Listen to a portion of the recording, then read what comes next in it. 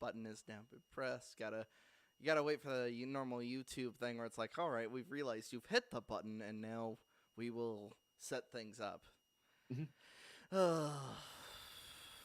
Gotta make sure everything's working. Everything's just gotta love just looking at all the boards, and you're just like, is that working? Is that working? And you Yeah. realize you're not even wearing pants. Uh, What's the channel, by the way? this is called a Yet Another Response podcast, and it is part of my old YouTube channel called the Band of Misfits. And we kind of did take the EFAP approach because an acronym for it is Y.A.R.P. And Okay. yeah, we kind of just took what we saw, all these things happening with EFAP, and we're just like, we could do that. And I wanted to do it, and I originally started with my best friends, and they weren't being the most helpful because they were the most subjective people on the planet. So we'd just be talking, and they'd be like, and then that's how I then started. Then I reached out to Ninja over here, and then it just turned into a thing. And now my girlfriend makes the thumbnails. She's worked on a lot of the great art for the podcast, and now here we are. So, since I've been talking for a full minute, hello everybody, the one person that's watching right now. Oh, there's more coming in. let me No. let me give you the info for it, and then I need to start spreading it around. Oh, I'm looking at the. I think that I might be the one watching. Oh no! This creates a feedback loop. Yeah. Our audience has greatly improved. Oh man! So welcome everybody. This is a pretty big episode for us so far, because other than Darth Cadus, who hasn't been really able to stick around for much longer, we have basically our first guest. So, would you like to introduce yourself, sir? Hi, I'm Southpaw, also known as Blessed Southpaw. I'm a random dude that, uh, like one thing led to another. It went from me watching Mission Impossible Fallout 6 times in the theater to being the one to tear down Spider-Man 2. It's been a rather crazy, almost 2 years now, I guess. My time being back on YouTube. So, and now I'm here. Hello. And of I've course, heard this whole thing has been creating some kerfluffle for you on the old Twitter sphere. yeah, I was planning on Yeah. starting this like, Southpaw, how you doing? just turn this into like a therapy session. Just both of us sitting in the big chair while you're A just little laying wellness down. check because it seems like you upset you almost didn't know this section of the internet existed. That there was I mean, everybody puts this movie on a pedestal, I but didn't I realize knew that there were that many defenders. I knew it was because since High Top exists, I was like, yeah, there's got to be this big section of the internet that just defends Spider-Man 2 with their life. But I didn't realize how big they were. I mean, I see it all the time on Reddit with the Raimi memes. Like, that movie Mm-hmm. is treated as, like, the holy Bible of that subreddit. And a lot of comic book movie Twitter will praise that film to high heaven. And I didn't have an issue with it because I thought it was really good. I, along with many other people, believed that it was a genuinely well-written movie when accounting for, like, internal consistency and whatnot. And the funny thing is that I suppose that really the first domino goes all the way back to when I was playing through the PS4 Spider-Man game and playing against Doc Ock at the end. I'm like, you know, he really shouldn't be taking this many hits. You know what I mean? Yeah, Like, because like Spider-Man can fucking knock out a T-Rex. Like right. he can do a lot of things with that Well, strength of like, his. I hadn't rewatched Spider-Man 2 since before I saw The Last Jedi and really started paying attention to this, like, why, like, what are plot holes? What are, internal inconsistencies, that sort of thing? Like, why is this stuff important? And having my I guess opinions developed over the years in my discussions with Mahler and others. And I was playing through Spider-Man, and like, I honestly, I like the game, but holy shit, that boss fight is That just boss fight. grating to play. Yeah, Yeah. I hated it. I hated it actually. Yeah, like Hmm. not only did I just have it spoiled to me because I was just like I was playing it, I wanted to do a review of it, Hmm. and so I just watched a little bit of it, and it's like, oh, this boss fight looks like ass. And then you get to the little bit when you're on the side of the building, and it's just like, oh my god, Yeah. it's But Especially guys, it was cinematic. There were feelings and they drama. kept on repeating the same animations over and over and over again. Like you dude. have to go through the same animation like what, 5 No, times when you're on the roof? dude, my best friend is somebody who like wants to be an MMA fighter. So he got so frustrated with the fact that Spider-Man's animation for just his simple attacks would just be the same like two or three kicks over and over again. It's just like, yeah, that combo's infuriating cuz like especially if you know enough of the characters, like Spider-Man like likes to use kicks, but he also loves to throw a good punch here or there. So like with Yeah. him doing nothing but kicks, it's just so odd. And we see him always like knocking out people with one punch or kick constantly. Yeah, he doesn't Um, against normal people. He's normally mhm. trying to get the situation like finished as fast as possible. He's like trying to just go, go, go. He accidentally knocks out Flash with like one little like Yeah. smack in Far From Home. And so it's like, yeah. Um, and so just thinking about like how okay, Doc Ock isn't like the Green Goblin, he's not Venom, he's not Mhm. Sandman, he's not someone that can actually like in universe tank this sort of damage. He's just like me. Um, if I get hit by someone that's like, I, I want to say a quarter as strong, but I don't know anyone that still is able to like lift 5 tons. The point is, Spider-Man is super strong. Okay, Mhm. um, and I've been knocked out with a like a single punch by like a really muscular dude in like my Krav Maga class. Um, and like not necessarily knocked unconscious, but just like I mean, I was knocked on my ass, and You had it your took bell me. rung.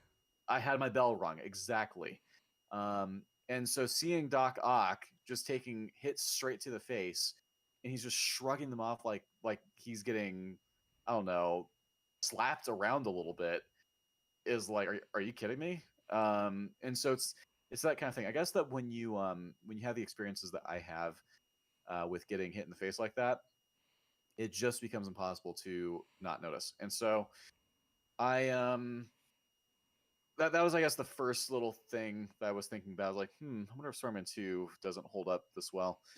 But I didn't really revisit it. So then um I come across like I'm on Twitter, usually, of course, Mhm. and some guy was trying to say every movie has issues. My favorite movie is Into the Spider-Verse, and that movie has a bit where Miles is carried by pigeons, and it's like, well, not really. Like if you actually look into what's happening in the scene, I wouldn't say that he's being carried by the pigeons. But this guy was like, well, there was a video that goes on for 10 minutes about why that makes the movie bad. I'm like, well, that's a dumb video then, because one issue, like even if this was an issue, it wouldn't make the movie bad single-handedly, right? Right. So One thing does not like in well depending on the thing does not entirely just destroy a movie from the ground up. Like especially if we're talking about the pigeon scene, mhm. like I doubt it. I'm like, well, what video is this, by the way? And so he sends me this video from SK Comics, talking about why Into the Spider Verse is bad. And it's an 80-minute long video. It's like, holy shit, this is gonna be a long one. But I went through it by myself, all in one go, and I certainly identified some arguments that I knew were bad, and I wasn't sure about the rest. And so I got Evan into a call with me, and we got through the first 30 minutes of it. We had to take a break. We were like privately EFAPing it, reacting to it raw, and we like would pause every 10 seconds or so. And he had references to like the 94 animated series that I didn't have. And so we had to discuss that for a good bit. And like there's just eventually we were joined by a fellow Grant Paulson. Grant Paulson is in the latest video that I uploaded to my secondary channel. Um, and so he joined us in like about 30 minutes in, and eventually got to the point where there was like so many massive contradictions that SK had with his tangents. I called Jeb in, this fellow called Jeb the Massive Bush. He was one of the guys that recommended this video to us, and I basically, like, the way that it's described is it's like I shone a like this very bright light into his face in like an FBI interrogation room, Mm-hmm. and was like being very confrontational about like, Jeb, were you actually paying attention to this video when you said it was good? And so like I we literally just watched like a couple seconds of it. I'm like, Jeb, I want you to think, like, really think about this particular criticism, okay? Does this make sense? And he was like, okay, no, it doesn't. And so then we went through more and more references. We just like kept on skipping back and forth through what we'd already seen. And You were basically being the general from the Iron Giant. Where's the criticism, Mansley? exactly. And eventually I'm like, Jeb, what's your conclusion of this video now? He says it's bad. It's like, okay, good. So then we got Marcus in as well. Marcus joined, and we went through a similar process with him. And once he paid attention to SK's criticisms, like, oh wow, these are all really bad.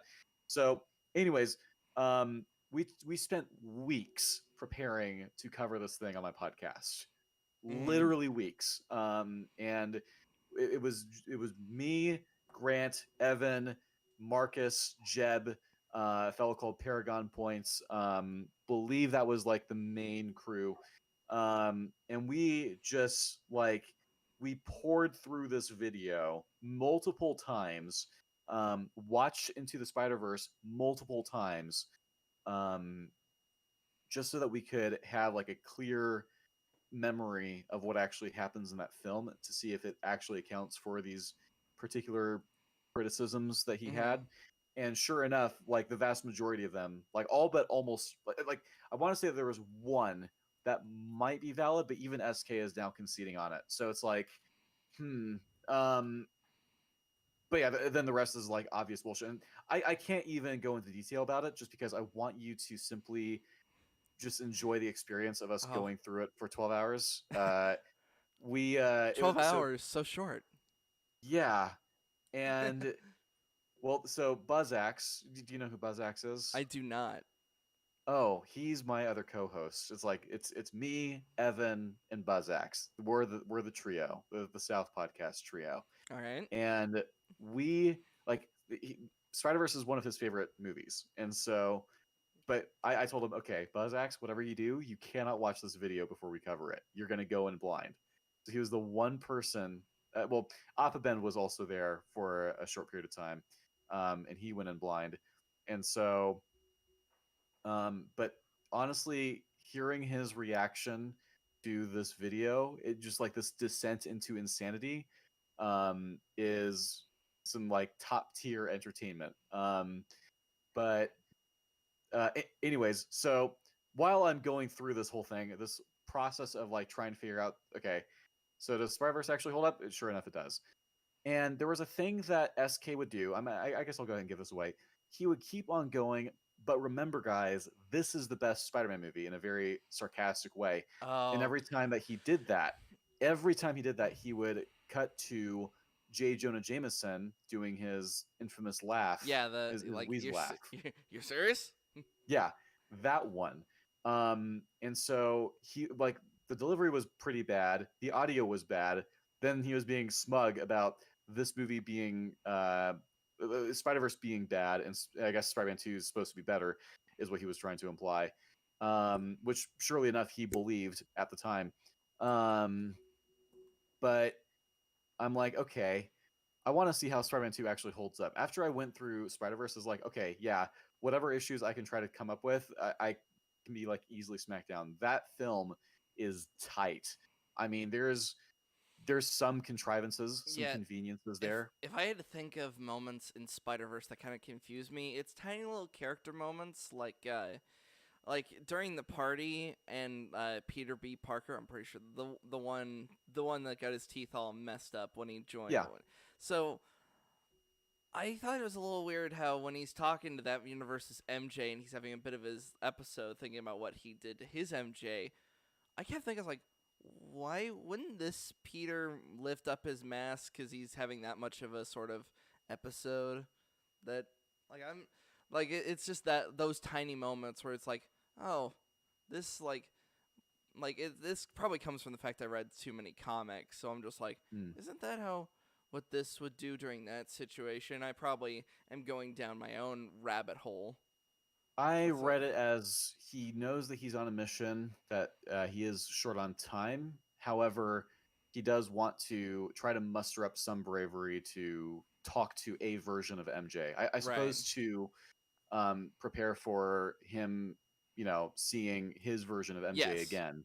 So that was my read on it, on that scene.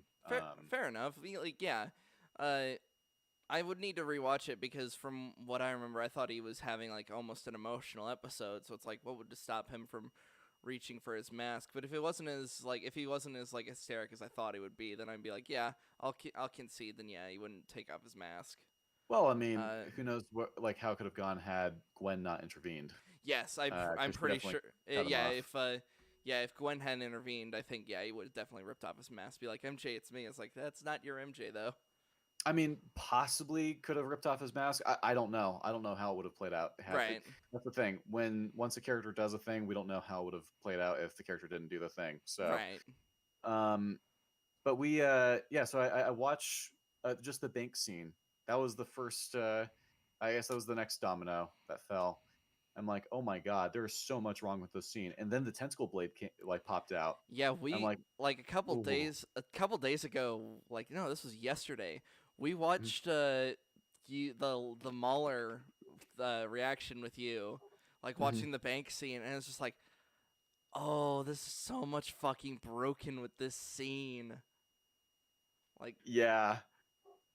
That was the first. I believe that when I got to that point in the editing, it's like, oh boy, guys, I have to talk about the bank scene next. That's the part that I have left to, well, not left to edit, but like that's the next part I have to edit, because the stuff with Mary Jane was relatively easy to put together, as was the stuff with, like, we're gonna make a miniature sun in the middle of Manhattan despite all the risks. It's like, oh yeah, okay, no, you're not. But whatever. I think The I think a flaw I always like a flaw I've always had with Spider-Man 2 is why specifically Peter keeps selling his pictures to the Bugle when like they don't seem to be the only ones that really want Spider-Man pictures and they barely pay him anything and they're like dragging his name through the mud. And I think it was Unusual Suspect. He made one of his usual skits, as Ninja and I are so well aware of, uh, about like him playing Peter. Is like, no, I'm gonna sell my pictures to the New York Times or something. And I kept Sure. thinking like, man, what's to stop Peter from like going to a different newspaper? And they never explain it, as from what I remember. Yeah, that's never really mentioned. You think that if Peter is that smart, he would be savvy enough to say, "Well, if you're not going to pay me, then I'm going to go somewhere else," Yeah, because because he he's freelance. Yeah, because he So, specifically asked, like he's so short of money issues that he asked Jameson to be paid in advance just to do his job. and right. it's Um, yeah, that's. But like the thing that really surprised me was realizing that the film takes, like, it goes to many lengths to establish that he's having serious money issues, mm-hmm. and then after he quits being Spider-Man, he has now lost his only source of income, and that's never addressed. Yeah, it's why somebody put maybe the Bugle is closest to his apartment. He's Spider-Man. He could get across Manhattan in like 2 seconds flat. Well, not 2 seconds, but Mm, like you guys know, he could get across couple pretty fast. minutes, yeah. Yeah, pretty fucking fast. Uh, Yeah. so it's not like he's limited on travel. um, I always that's the thing. PS4 like actually did a great example of this. I know it's after the fact, but when Octavius says he can't pay him and Peter is short on money, he gets evicted from his apartment and then has to stay at the homeless shelter for a little bit. Like it shows the Yeah, consequences of those actions. Meanwhile, in Spider-Man 2, yeah, he's just lost some of his income and that's never addressed. yeah, we're just meant to forget it. We're just going like, yep, his life is fine. I know that he's lost his only source of income, but seriously, his life is fine. Like, not Well, sure not about that that. it's the best example, but don't they bring it up again in the early parts of Spider-Man 3 with the whole him kind of having odds with the landlord and Quasi, like the landlord's daughter, is flirting with him? Yeah, Kind they of from kind a of show it a little triangle. bit in 2 when I believe she makes him a cake. Yeah, Uh, something like that. and I always thought that was Possibly. like especially when the landlord takes his only $20. Mhm. I'm pretty sure landlords can't do that. They can't just like if you're short on cash, they can't just take the money you're holding in your hand.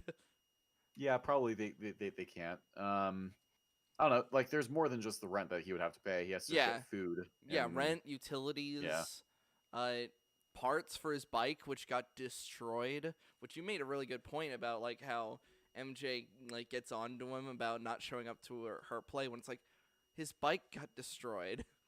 like yeah. If I was in Peter's situation, I would just go, MJ, my bike was fucked. I was trying to pick up flowers for you, and someone ran over my bike. Here is my bike. It's not working. Like, uh, I don't know. It's crazy to me that the conflict between Peter and MJ is driven by the fact that he misses her play one time, and then he like so. There's multiple things that I don't think I pointed out in my video, but like Peter, instead of swinging to the play, decides to drive the stolen car to the play, which is going to be slower. And then after that fails, he decides he's not going to even try to come up with a decent excuse. And then after that, yeah. So Like the I was bull, trying to think like, the bullshit continues to just pile on, well, yeah, and and especially with like MJ just doesn't give him any grace whatsoever just for missing her play this one time, and it's like I don't know if someone was giving me this much of a hard time because I couldn't make it to a play, especially because like okay, so if this was the last play that she was, if this was like the last showing of the play, that would be something. If this was I don't know the seventh time or fourth time, didn't third time, whatever. didn't MJ say like Harry's seen it like 4 times and So uh, there's a difference between not seeing it and um, like making a plan and a promising that you're going to see it, buying a ticket, and then still not making it. of course, um, and also once he actually got there, and he wasn't allowed to go in. The chauffeur guy pretty much said like, nope, performance going on, just wait it out, and it's like what? Yeah, the usher. Yeah, the usher just completely denied him entrance when it's like, okay, I can't just stand in the back. Like Yeah, I paid money, or well, if he had paid money, he paid a good amount of money to see this fucking play. So what?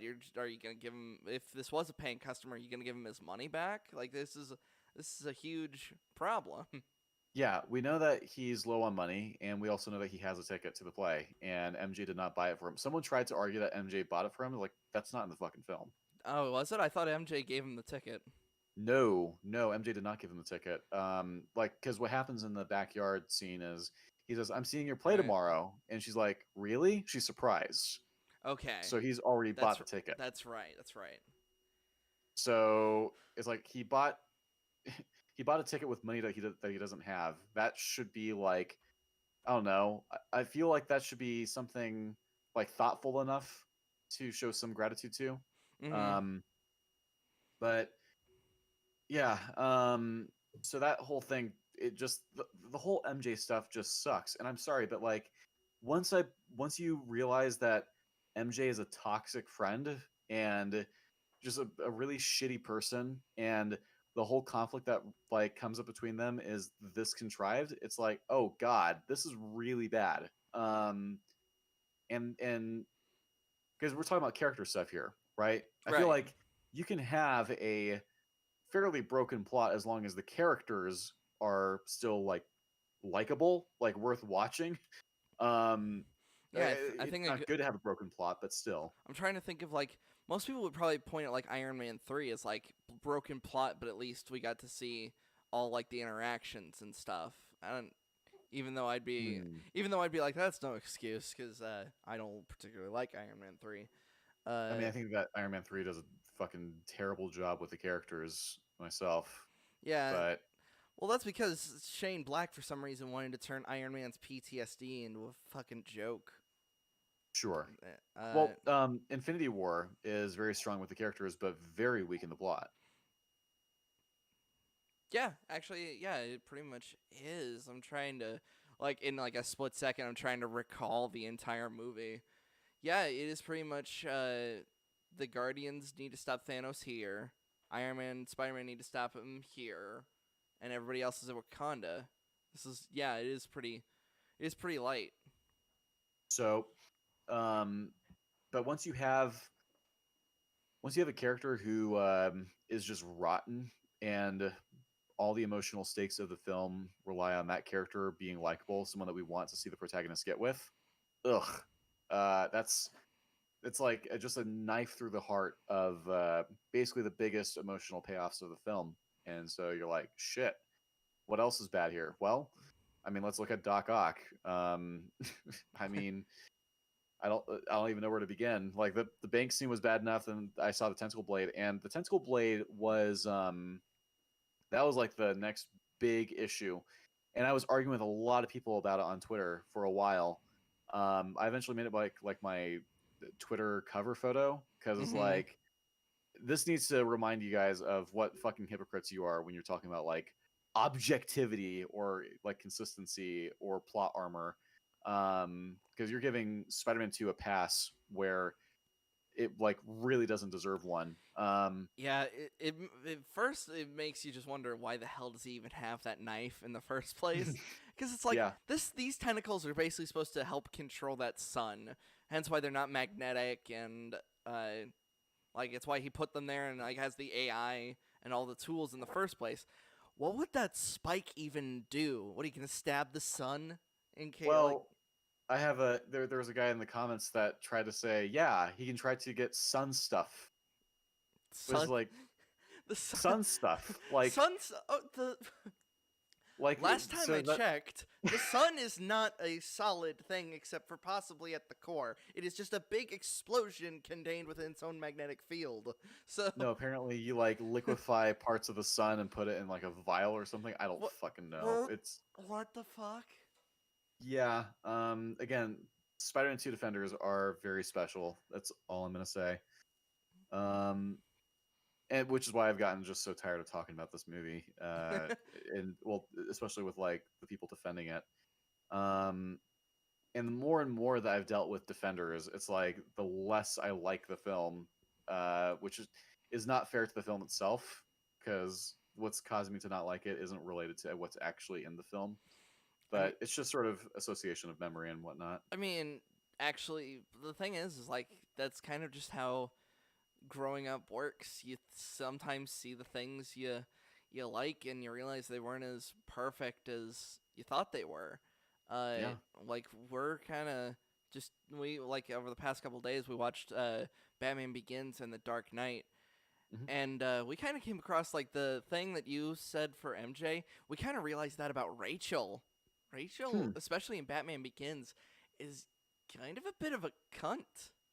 Okay. Uh, let me just quickly pull up our notes from this. Like, one example of just the plot making no sense while I pull this up is the Hmm. fact that during the final battle where they go into the Narrows, Hmm. Rachel is trying to get over there so she can get the antidote to Gordon. She goes up to Hmm. the cop and it's like, "Man, you're not supposed to be here." She goes, "I'm with the district attorney," and the cop just lets her through. It was like, "That's a war zone over there. That what that is Yeah. that doesn't get you anything with this guy." Hmm. Um, in terms of oh, the final ending scene where they're trying to like talk about whether or not they'd end up together. Mhm. It's the opposite of the graveyard scene from Spider-Man 1, where Hmm. Peter basically says, like, I can't be with you. With this, Mhm. it's fucking Rachel kissing him and saying, I can't be with you. And then Mhm. it's Ninja, do you have any examples that you can think of off the top of your head while I try to pull up our notes? There's a bunch of them. I mean, we started looking at the Nolan trilogy, specifically Batman Begins and The Dark Knight. I mean, everyone pretty much agrees Rises is crap, but the first You'd two be are pretty much amazed. held on a pedestal. Well, yeah, I'm sure. Mhm. Um, Wait, hold on. There are people that actually like Rises. I saw oh Rises and I yeah, immediately I'm went, this is sure. shit. Yeah, That no, was I'm sure me. there are people who do that, but Mhm. uh, actually, it was kind of inspired by your Spider-Man 2 video because we were like, there's got to be other examples of movies like this that have been on this pedestal for so long and don't necessarily deserve it. And so I was like, well, what would be something we could look at? And so we started thinking, and we were like, oh, the Nolan trilogy. The Dark Knight, especially when everyone pretty much agrees that the Joker's plan doesn't make any fucking sense Yeah, they just whatsoever. leave it at the surface level thing of like it doesn't make any sense. But if you dive as deep as physically can, this plan just fundamentally relies on him being omniscient. Hmm. Like Yeah, with it's the bad. uh okay, so like one of the things we were pointing out was how Rachel in Batman Begins, they just go to the fucking basement and Rachel clearly doesn't trust Crane. She's like trying to go somewhere else so she can get the like work done with Falcone, with the doctor from Gotham General. Crane just walks into the elevator. First off, why is she letting him get in the elevator? She clearly doesn't trust him. Then he puts a key into the elevator and they immediately go to the basement. It's like she's just further Hmm. walking into this situation when when like anybody with common sense, especially a district attorney's assistant in Gotham City, would think, no, this is seriously sketch, and just not get themselves in that situation. And And this is after her boss has gone missing, for two presumably. days, Yeah. Hmm. And so she just gets out of the elevator and he's like, I think there's something you should see. And she just follows him, like doesn't hesitate at all, doesn't say anything to yeah, like a him. deer in the And then fucking shows her the headlights. whole, drug operation and then pouring it into the water. And she's just And like, oh my God. And then she decides to run. this is in Batman Begins. Yes, this is Yes, this Batman is in Batman Begins. Begins. Huh. We You were know, curious to see where the cracks started. So we're like, we'll watch both of them. We'll see, was it the Dark Knight fucked it up, or was it really that it wasn't that good all along? And we found a decent amount of flaws in Batman Begins, not as many as the Dark Knight, but there were Yeah. definitely some cracks in the armor even in the well, first let me, you know what? Let me revisit those movies myself, and I'll see what conclusion I come to. Mm-hmm. Yeah. Uh, I'm I'm open to the possibility that it's not very good. I still want to make my Dark Knight Rises Oh video though, because oh that shit! Chat just kind of exploded for a split second.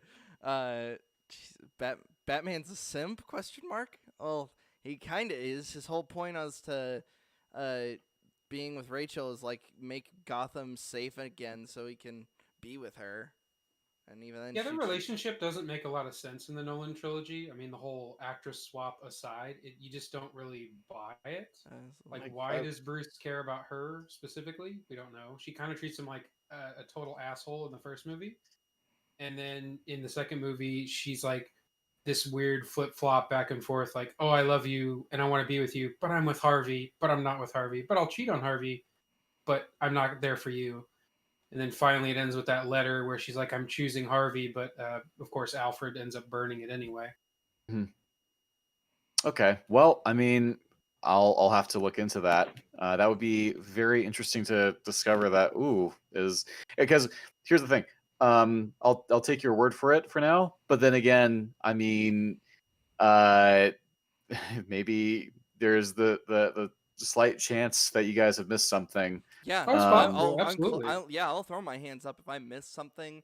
Then yeah, I'll clearly say like, all right, my mistake, and then move on. Uh, uh, sure. what Um, in terms well, of the Spider-Man conversation, where were we? I mean, I guess the tentacle blade was Oh the yeah. last thing I mentioned. The Tri-Blade. Yeah, the Try- tri-blade. So that was bad, and then I was discussing it with Marcus and Jeb, and then Jeb points out the stuff with the Harry and Octi. I was like, wait, Ock agrees to go after a superhero that's missing. It's just like no one knows where he is. No one entertains the possibility that he might be dead. That's what Ock's entire plan is going to hinge on, is going after a guy who could be dead for all he knows. And so that kind of got the ball rolling and realizing, oh, so this breaks the entire third act. Oh, absolutely. Mhm. Like every payoff happens because of this deal. And then, of course, there's the car scene. The car scene is amazingly retarded. We have the train scene, which is definitely better than the bank fight, but not great, especially if we accept the argument of maybe trains should have emergency brakes that act as a failsafe in those situations. Dude, in Um, trains and superhero movies, man, what is hmm the fucking problem? Like, especially after we find out, like, emergency brakes are pretty much cut the power to the train itself. So yeah, it's like, and also, the conductor isn't the only one with the emergency brake. There's an emergency brake in every single car. So why didn't somebody just hit it? Like, right, there are probably people that like in like elevators or trains, if they get so much of a jolt of anxiety, they'll probably hit the emergency brake. So when somebody, like, the first time when they land on the train, they're making some hmm loud thuds and making some people panic. You're telling me that wouldn't have caused somebody to like fucking slam on the emergency brake? not a single person. They all just happen to be like, "Yep, this is happening now. We're just gonna have to deal with it." Also, if you watch the fight a bit, like if you pay attention to the timeline of the fight, the train is missing stops too. Like, hmm so it's like, what's going on with the, like, it's before he ripped out the control. So it's like, why isn't this train, if it's going on as normal, regardless of the fight that's happening on it, why is it speeding past stops? Right. You think that of all things would be an excuse. Like, it's one thing for them to go like, okay, let's not stop it, in the middle of the tracks with like no way to get off. We'll wait till we get to a station. No, they don't. It's like it's a perfect place to get the passengers off the train and away from the fight, but they don't do that. And it's honestly something that I didn't think about until now. So thanks. This movie's even worse than I realized, or Oh no! that scene is worse than I Oh, realized. oh no! I'm adding ammunition. Yeah. uh, Um, And no, Ninja, was it you that like you said like, oh, maybe like ways you could have gotten around this, like, would be like somebody's controlling, like the conductor was replaced with like a Well, yeah, robot I or mean, something. well, even if you just had like some henchmen, like if Doc had a couple of, random goons or whatever to intimidate the passengers or to be pointing a gun at the conductor, like just mhm, that little extra layer of he can, quote unquote, be in two places at once Mhm. mhm. adds, it's like now I can understand why nobody in the train is reacting to this or why, it hasn't stopped already because they're also in danger. But to not have that and just have Doc on his own fighting Spider-Man and they're all just kind of sitting there doing nothing, it's like the minute they're not on screen, they don't exist, and the writers just abuse that convenience over and over again. Precisely. Mhm. And somebody in chat is like, speaking of emergency brakes, the elevator in Homecoming was shown to have working emergency brakes, and how exactly they too have failed. Did they learn from the mistakes of this masterpiece? I It's so possible. so my thought was like, uh, so I didn't realize that it showed that they failed. I thought that the Chitari crystal blew them out, or they just weren't mentioning it. But yeah, Yeah, it's there are emergency brakes in that elevator that are preventing it from falling any sooner than it should. However, the Chitauri crystal compromises I guess the integrity of the brakes. yeah. The issue with that scene is honestly that the thing blows up in just the right way without actually killing anyone. Oh It's yeah, that was in very it was in convenient. it was in Ned's jacket, and how the hell didn't it kill him? Yeah, didn't kill any of them. It just caused a lot of damage to the Washington Monument and the elevator. Huh. Okay. Um, Uh, but let's yeah. see. That and I know he's trying to just knock it. He's just trying to knock Spider-Man out to bring him to Harry. But when Mhm. he throws him into another train, how the hell does Doc know that wouldn't just splatter him? Yeah, Because so that's from the extended cut. oh, okay. Yeah, and what I tried to do with my video was I'm gonna pick the theatrical cut to criticize. Mhm. Because it's honestly, if I wanted to be even harsher to the film, I would have picked the extended cut. The extended cut has Spider-Man taking his mask off while he's driving the car, like in front of everyone.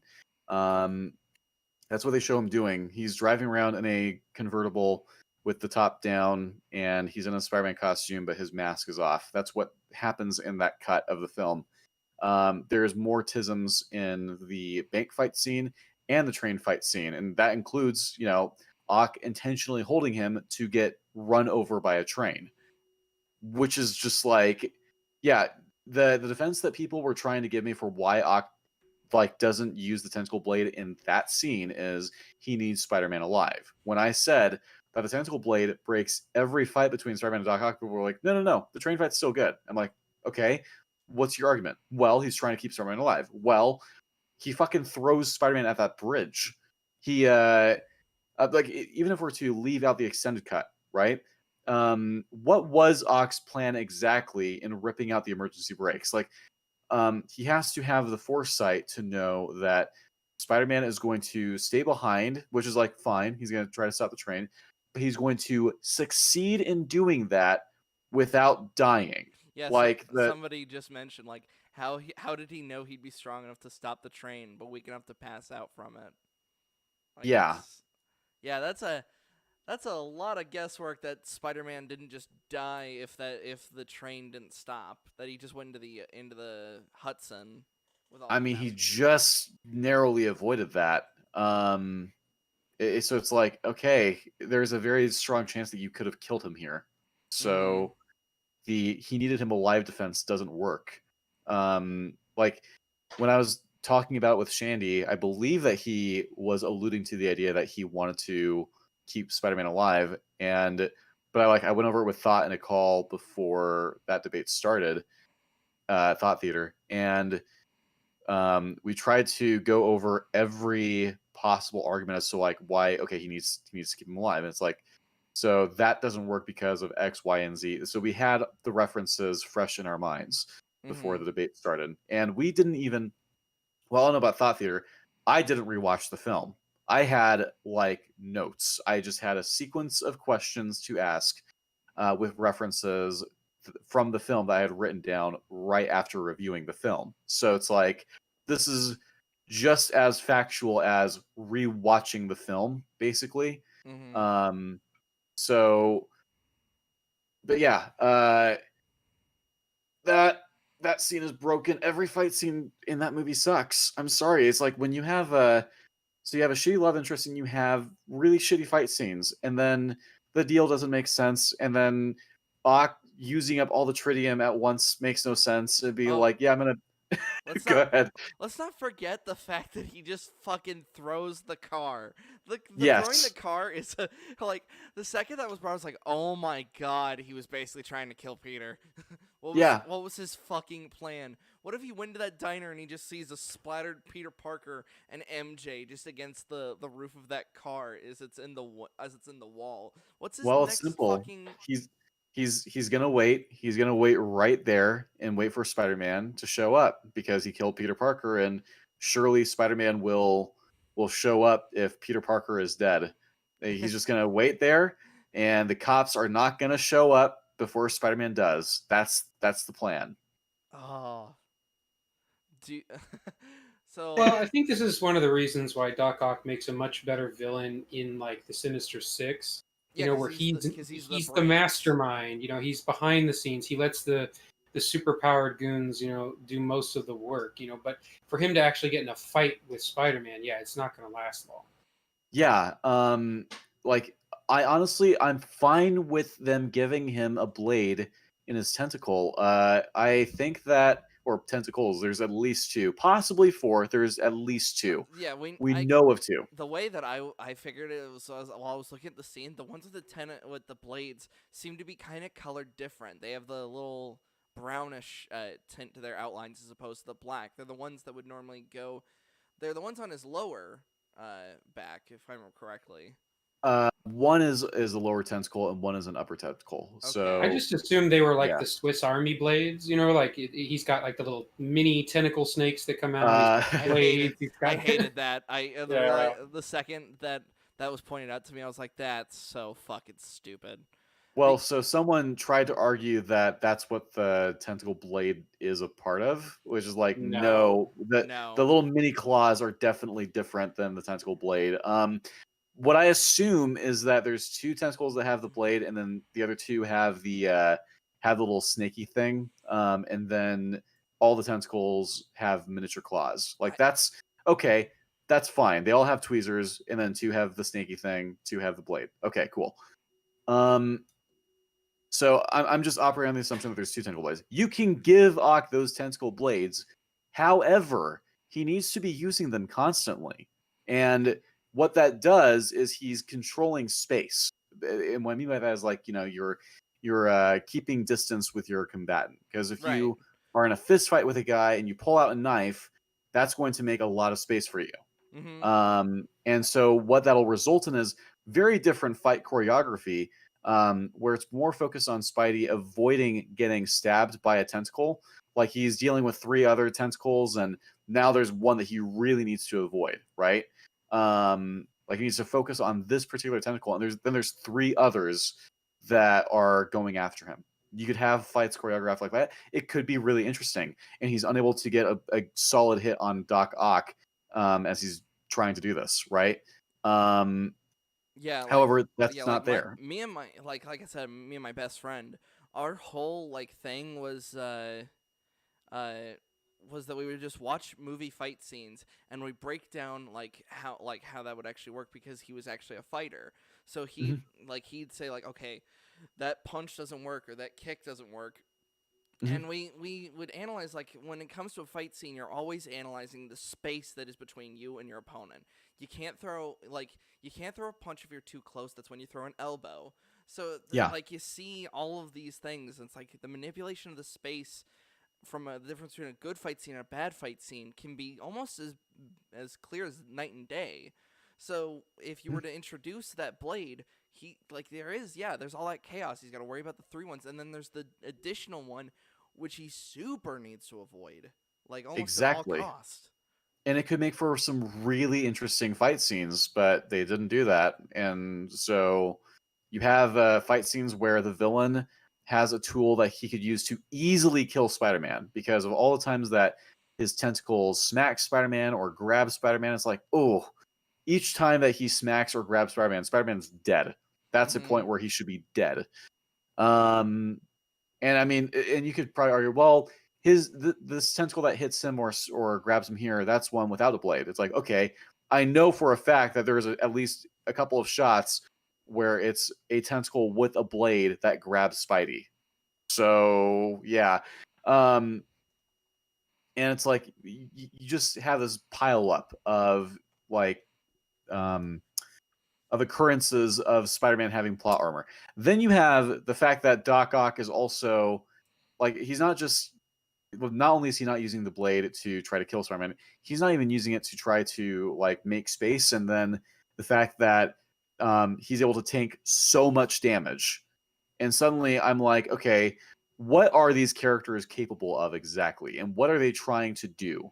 Because you're telling me that Ock has intent to kill from the beginning of this scene, but he doesn't actually act consistently with that. Then you're telling me that Spider-Man is super strong and he's able to knock out those would-be rapists in the first movie with a single punch, with like a single hit with most of them, Yeah, right? especially when he backhands those two with he does that that kung fu thing where he punches behind him. He does two simultaneously, and that just knocks them both out. And there's like at least three ways that he hits Ock in the bank scene alone, where it's like, okay, Ock's dead.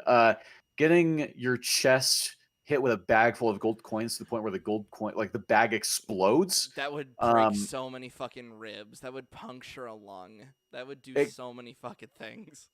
you might end up having a rib stab into your heart. Like Yeah. it's serious. And not only that, he then gets knocked into a wall and knocks out a part of the wall. And so it's like, okay, now you have a spinal injury as well.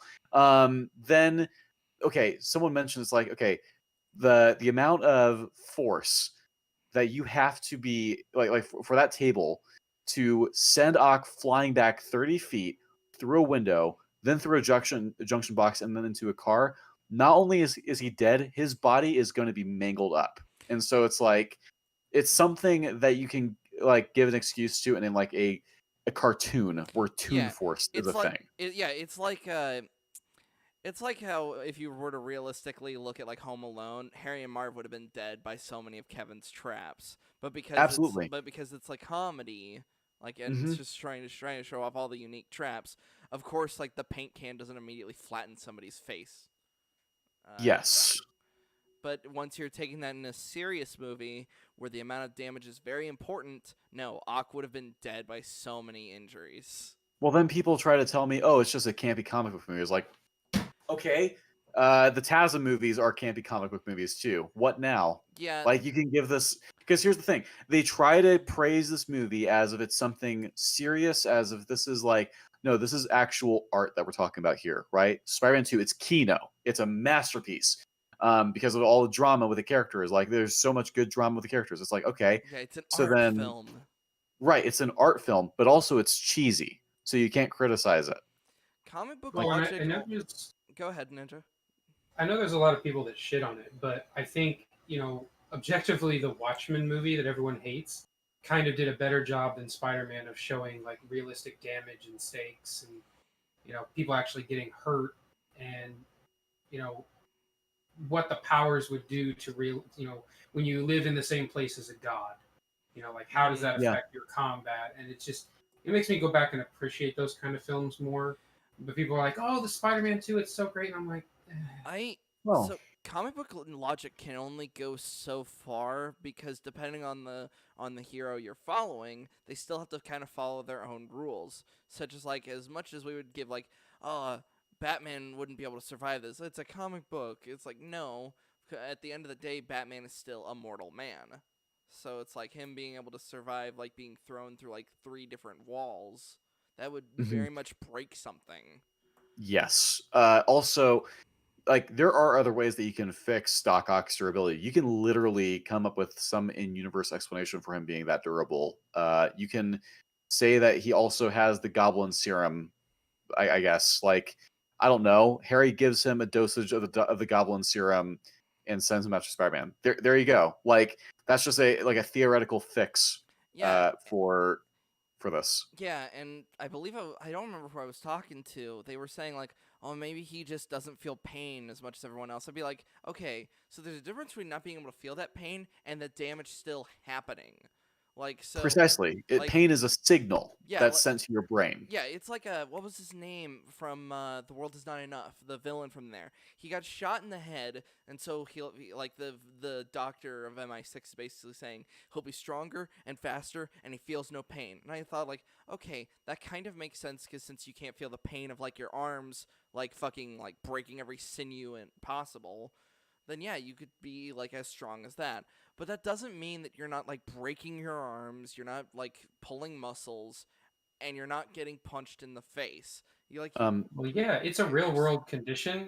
I forget the name of it, but it is really a thing where you can't feel Yeah, pain, and usually it's not treated as like a superpower. yeah, it It's like isn't. kind of a bad thing. It is like a bad thing. yeah, like my hands are pretty like from all like just me hitting stuff. My hands are pretty numb to pain, but if I were to just slam my hand into a brick wall, that's not gonna suddenly just nut scratch the shit out of my knuckles. Right. Like that's the damage is still there. I mean, also the idea of a character doesn't feel pain that makes them immune to headshots. Headshots are painless for everyone, assuming that it hits the brain and like Yeah. kills instantly. Well, That's Well, the at idea. least Is once. well, well, Yeah. rumored to be painless. My friend said like he not theorized. He mentioned this thing. We were just having a casual conversation. Like, for all we know, it's instantaneous, but for that instant, it might be the most painful thing in the world. It's just your body just shuts down from it. You just wouldn't have time to process it, I guess. That's what I told us. Like, well, you're dead in an instant. So even in that instant, if it's the most painful thing in the world, you're dead. So Yeah. I don't think that's the same thing as, I don't know, you get um like your kneecap gets blown off, like that would be pretty painful. yeah, So um and yeah, this is just the thing, is like you need to have rules when you're writing a story. Every story needs rules. If you don't have rules, then like it's going to be very difficult to tell like what is actually going to do anything in the story. mm-hmm. Like what can damage Ock? Well, electricity apparently. That's his Yeah, weakness. cause when he grabs the cables and stabs into them, it Hmm. shocks him for like what, a good 25 seconds. Yeah. Uh, but so if that was the case, then the junction box should have done something. That's Yes. because I don't know how much electricity is being carried in junction box, but I'm going to imagine quite a lot. Uh, Yeah. so Probably so should have been shocked a little bit. yeah, it definitely should have fucking stunned him for quite a while. Um, so also in the final fight, when Peter swings back in, he kicks them both so hard they go into the water, and that's when like Peter gives him a good solid thwack like 3 times, and it seems to be the only punches that ever have an effect on him. It's really odd. Hmm. Like, so this like I kind of wish I could show the clip, but unfortunately due to copyright. Um, It would be nice if there was a scene in a Spider-Man movie where, not necessarily to the same degree, but it's kind of like that whole thing about Superman pulling his punches because he's so strong. I mm-hmm. feel like Spider-Man needs to have a smaller version of that same dilemma. Yeah, and I guess you could kind of count the scene with Flash in the first one. It's like if he doesn't pull his punches, he'll send somebody half across the room. Yeah, Um, but it needs to be like on a larger scale. He yeah, needs to realize exactly. that he's powerful enough to basically kill I mean, someone. that's what happened in Superior Spider-Man when Doc Ock took over Peter's body. He punched Scorpion, not holding back, thinking that he'll just be fine because he's always seen Spider-Man hit him. But no, it takes Scorpion's jaw off, and he's like, "Well, Spider-Man could have killed me at any moment." Right. Uh, but that moment never happens in the movies, so we're not really. And his strength always seems to be this thing that we only get moments of seeing. Like when he holds up the wall for Mary Jane, like this is really heavy. When it's like Spider-Man, that's almost nothing to you. And Yeah. it's like how in Amazing Spider-Man, he stops the bus, he catches the car. Like Spider-Man's strength in just the movies in general has always been this fluctuating problem. Mhm. Well, most people don't realize that, Spider-Man is kind of OP as far as Marvel heroes go. I mean, he's really high up there. Like if you had to rank, the strongest heroes in Marvel, he's pretty far up the list. Mm-hmm. Hence why his normal thing is that he only fights petty crime. It's not until like the world is ending that he'll like team up with the Avengers. Um, let's see. So I'm like trying. Oh yeah. Somebody brought up the lamp during the surgery scene would have should have shocked him too. Uh, Oh yeah, because uh, he like slams a doctor into that, and that electrocutes the doctor, but not the tentacle, I guess. mm-hmm. Hmm. That's Interesting. this is such and Just it's really layers upon layers. yeah, it's really interesting just seeing like all the people. It's like, oh yeah, we're all in favor of seeing that there are flaws in this movie, as opposed to what you've been seeing for like X amount of days, Southpaw, where it's like, Christ. Yeah. Like closing in on, so definitely over 2 months by now. I mean, it's been 2.5 months, I guess. And like again, I feel like I'm just ready to close the book on this uh huh, saga because I really have seen it all. I feel like I have actually seen all of the arguments presented against it. And it's like just okay, people complaining. you're like cinema sins. You're just nitpicking. But tell me I'm wrong. Prove to me that I'm fucking wrong. Mm-hmm. That these are actually not inconsistencies, and that these inconsistencies are actually inconsequential. Because you know, if you're watching a scene and like there's a clock in the background, and the time on the clock changes from shot to shot, and it's very wonky, right? That's a flub, and I would Mm-hmm. say that's nitpicky. The car in the background, of Lord of the Rings, that's nitpicky. However, when we're talking about the bags of money, that's like the money that's the entire purpose of the scene happening. This money is what Doc Ock needs to get his parts. This money, Doc Ock stealing the money for the parts is why the scene is here in the first place. Mm-hmm. This money is the most important object, the most important inanimate object in this entire scene. It's really important. So if it vanishes into thin air, there's nothing establishing him putting the money away or where he gets it back, especially when we see him right before it pops out of thin air again. And we know that the tentacles are not holding on to the money throughout that whole fight. Yeah, he's holding on to them. Yeah. I mean, if we're going to complain about the disappearing knife, the disappearing money is arguably worse. Like, the fact that the money just reappears at the end allows for the rest of the story to happen too. Like it's it. Normally, I don't like to bitch about continuity errors like that, but it really depends on how consequential it is. And I would say, I mean, you'd be hard pressed to argue that the disappearing money doesn't have an effect on the story. Yeah, and I mean, I'm just looking this up right now. How much? Cause so he took 2 whole bags Hmm.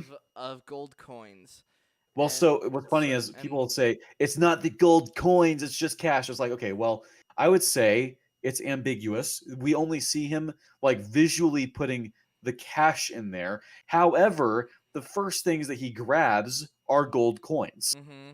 I'm actually So quickly yeah. I'm actually quickly looking up like how much those gold coins would have been worth because if it's just two, and Mhm. value of okay, so each gold coin was worth $50, and he grabbed 2 bags absolutely full of them. I'm not sure if that would technically be enough to afford the any of the equipment he buys with it because at most, like, okay, so one, you introduce the idea of like how the hell is he getting the parts? Is he stealing them or is he buying them? So if Mhm. he's buying them, how is it delivered to him, and how is he paying for all Precisely. this? Because those coins, they probably, so gold coins can't just be stolen or go missing without some sort of like alert being sent out on like some sort of network. Basically the cops probably would Mhm. report this. They'd be like, all Mhm. right, x amount of money was stolen. If anyone's using gold coins or trying to transfer in gold coins, we need to be alerted, because Mhm. then that's the stolen cash. It's like how if somebody robs a bank, the bills are normally marked. Right. That's Yeah. it just raises even more, like the deeper you go into this, it just fucks up more and more And because people. it, Well, go ahead. the pro like and the thing is with the Tobey Maguire Spider-Man movies, he's the, like, in their universe, the first real superhero. So for the most part, Yes. this is still a realistic world. So Yeah. these, like, that means a lot of things need to be put in consideration. Uh, Hmm. methods of travel, like what you were Hmm. saying with Doc Ock's tentacles, uh, Hmm. police response. Hmm. Let's see what else. Just uh, even I whether mean, or not a building is inhabited. There right. aren't that real, as far as would know. I don't live there. There aren't really that many uninhabited buildings in New York City, especially around the docks. That's useful space to somebody. I mean, And if the building is like damaged or like condemned the way that that one appears to be, I can believe it. But but that's still useful space that they could then bulldoze to put something else new up there. Like, hmm. hardly a minute goes by without some sort of construction project going on in New York City.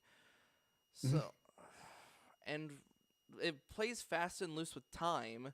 So you said like what? Only like a couple months would have passed whilst Peter was just without his powers.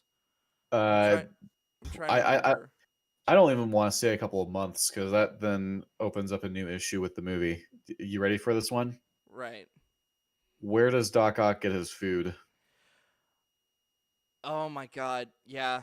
That's a You fucking see, whole issue of yeah. how is he feeding himself? How like we can kind of be fast and loose with his clothing because he's just covered in dirty rags and the trench coat. But yeah, he needs to eat. Mhm. God knows what those tentacles are powered on. Well, Uh, he's definitely wearing like some nicer clothes after he's like after the scene where he's covered in the rags. mm-hmm. Which is like, again, I don't know where he acquired those clothes. I don't necessarily need to see him acquire those clothes. Right. However, like if you're going to tell me that he made off with so first off, people are like, oh, he has multiple coats. It's like, okay, so first off, this doesn't solve the issue of him carrying away the money. He still needs to use the tentacles to carry away the money, is what we see when he's like scaling the buildings.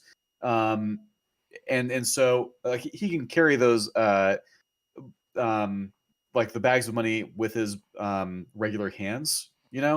We see him doing that. However, when he's like scaling the buildings, he doesn't have time to change into a new coat. Mm-hmm. So there's that issue. Also, I mean, Mahler said this to me. Like, he doesn't even believe that the coat should conceal his tentacles. They should be way too big for that. Yeah, um and it's not like in the PS4 one where they're made of like a collapsible material. yeah, I would say if you like, it, as implausible as it is that they're made of like a collapsible material, right? That's some comic book logic we've got there. That's like comic book Right. technology. Yeah. I will say I'm already meeting the film halfway on superpowers, of course, and then miniature suns and tentacles that are resistant to heat and magnetism. Just make them fully collapsible. Just make them fully retractable, and it's instantly fixed. Yeah, just go like that's like if you want to make the comic book logic excuse, then you got to go full in on it. Like that's Absolutely. that's one like I may not like Batman versus Superman that much, but at least it goes full comic book. There's a guy who dresses Mhm. up like a bat, there's a man that's from space. He's wearing a super mech suit to fight him and set up all Mhm. these traps and has has a rock like a spear from his planet that could hurt Mhm. him. You've got Wonder Woman there. You've got, I mean, yeah. There's Batman v Superman is very, very comic booky. It's terrible. Yeah. However, uh, it's I will say, yeah, it does go more all in on the. It's a comic book movie thing than even the Raimi trilogy does. Uh Um, to answer Soapy's question, was Hawk wanted right after the incident?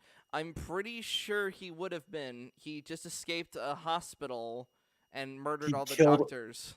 Yeah, his tentacles murdered a bunch of doctors. He ended up in that hospital because so after the fusion reactor explosion Yeah, in his it apartment, it they knocked. would have carried him off. Yeah, Yeah, they carried him to the hospital, and they're like, "All right, we need to get these things off," and then it caused the Sam Raimiest scene in the entire trilogy. which Uh, like I have so many issues with that hospital scene now, and like okay, I love how it's directed. Yes, it's like scary and everything. However, holy shit, the tonal inconsistency with the yeah, rest of the film. I've always had a problem with that. I was like, "What happened to the tone?" And Also, like that scene arguably teases a much scarier Doc Ock than we actually get. yeah, Like it's like a if okay, so imagine if Rogue One opens with the Darth Vader hallway scene, okay? And then for the rest of the movie, Darth Vader is super ineffectual. He does his dad jokes, his careful not to choke on your aspirations, and he's also just fucking lame in fighting. Okay? It's like you sold me a villain in your first scene with him that he like this character is not in the rest of the film. Like the rest of the film does not have this tone. mm-hmm. And it's really sad because it's like, if they went all in with, yeah, we're gonna have like a terrifying Doc Ock, cool. However, holy shit, this is not it. Yeah, you can't have the hospital scene, and then as he's fighting, like after the bank, and he goes Butterfingers. Yeah. And like, here's the thing. When I was talking with Shandy, did you watch my conversation with Shandy? I don't think so. Ninja, did you? I have not. It's like a 5-hour conversation, so I don't blame you. But basically, like what it was a like it was me going full Socratic method on Shandy and his friend, and it once we got to Doc Ock, it's like, all right, let's lay down some ground rules as to like let's come to an agreement about how Doc Ock operates in this movie, okay? Because the idea is once I get them to agree as to what the rules are, I then get to ask them like whatever questions I have to ask that will prove to like whatever answer they give, it's going to prove some kind of contradiction with what other rule has been established. That's what I do. Um, so you know what? Let me read off some of these questions to you guys. All right, and All right. you'll play along. All right. So let's see. Is Otto Octavius acting in his right mind throughout the film after he becomes Doc Ock, or is he acting under the influence of his tentacles? He's acting under the influence of the tentacles. The inhibitor chip was damaged during the experiment. And they I would established that say the inhibitor there's chip. both of both. Like for the Okay. most part, he's under the influence of the tentacles, but there are brief moments where like the regular Otto seems to come out. I think Mm. primarily in like towards the end Yeah, when he starts to realize that he's made a mistake. Yeah, when the tentacles are shocked and he's having the conversation with Peter, the tentacles are currently disabled, so that's just Sure. full auto for that moment. But Well, I for think it's even in like the very beginning when he's kind of having, for lack of a better term, he's having that conversation with the tentacles, yes, but and they're convincing him to rebuild. everything between him being convinced to rebuild and then getting electrocuted for the second time, he is Yeah, it's basically basically under the all influence of the tentacles. yes, Yeah. correct. yes.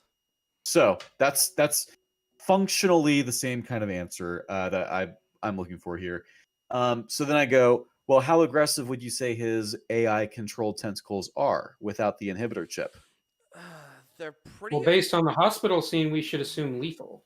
That's exactly what I Yeah, have they're written down. yeah, They they're slaughter the doctors in the emergency room, even when they're not in the way and they're trying to run out. yeah, and even in moments where like Ak is trying to fight them, like it can't be. I can't stop it. I won't. The tentacle immediately goes for Peter's throat. That those things have like no problems murdering the shit out of people. They throw the bank vault door right at Peter and May in the bank. Yeah, people would have definitely been killed by that. Yeah. And then of course the throwing the car at Peter and MJ. People tried to defend that with, oh, the tentacles are so aggressive that they kind of overrode Otto's critical thinking. It's like, okay, well, that's you agreeing that Otto is not like acting with real agency in this film. He is under the influence of these tentacles. So then so like once you have those ground rules established, it like we can um let me see if I can try to find what I'm talking about here. Uh, Okay, hold on a you know second. what? I actually While you're doing that, something that's being said. An AI would not act the way it does it, but they have to. The movie needs a villain. Just because the story needs conflict is not an excuse to mess with the writing. I'm Like, confident that Tan is being facetious okay, because they're someone that follows me, and I'm okay, pretty sure that they've been rather reasonable with their response to my criticisms. I'm pretty sure that they're just being like, but they have to. Yeah, they just oh, said okay. agreed. I'm Well, being facetious. and Yeah. arguably the best villains in all of writing and movies. Everyone thinks they're the hero of their own story, even the bad guy. Yes, Hmm. Even the Right. worst people in real life think that they're getting up and doing what's best for them and their family. Oh yeah, So the thing. Sorry, go ahead and no, finish, no, you're good. Ninja.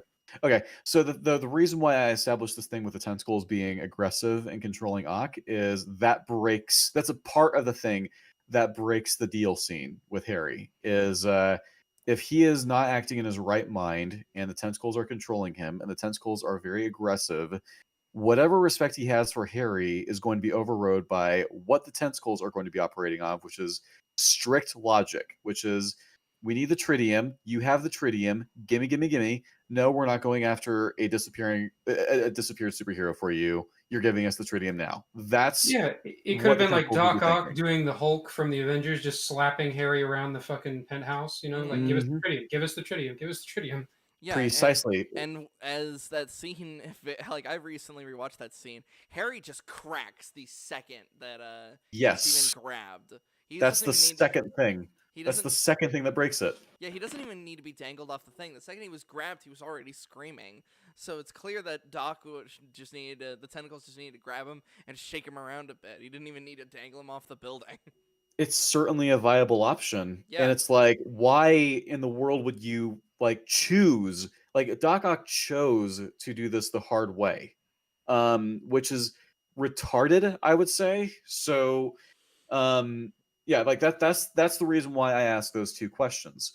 So then the next question that I asked Shandy, and this was the point where this was like the real turning point of the conversation.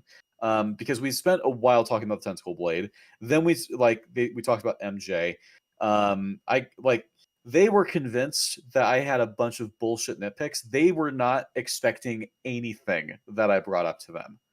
Like, No, and I'm so glad you brought up the MJ stuff in your video because I remember, I mean, long ago when I first saw this movie, before the whole objective and subjective thing had even come into play for me, I knew that this was bullshit. Like I just didn't buy it. I Yeah. knew there was something wrong with mhm, MJ. She's one of my favorite like Marvel, girlfriend characters.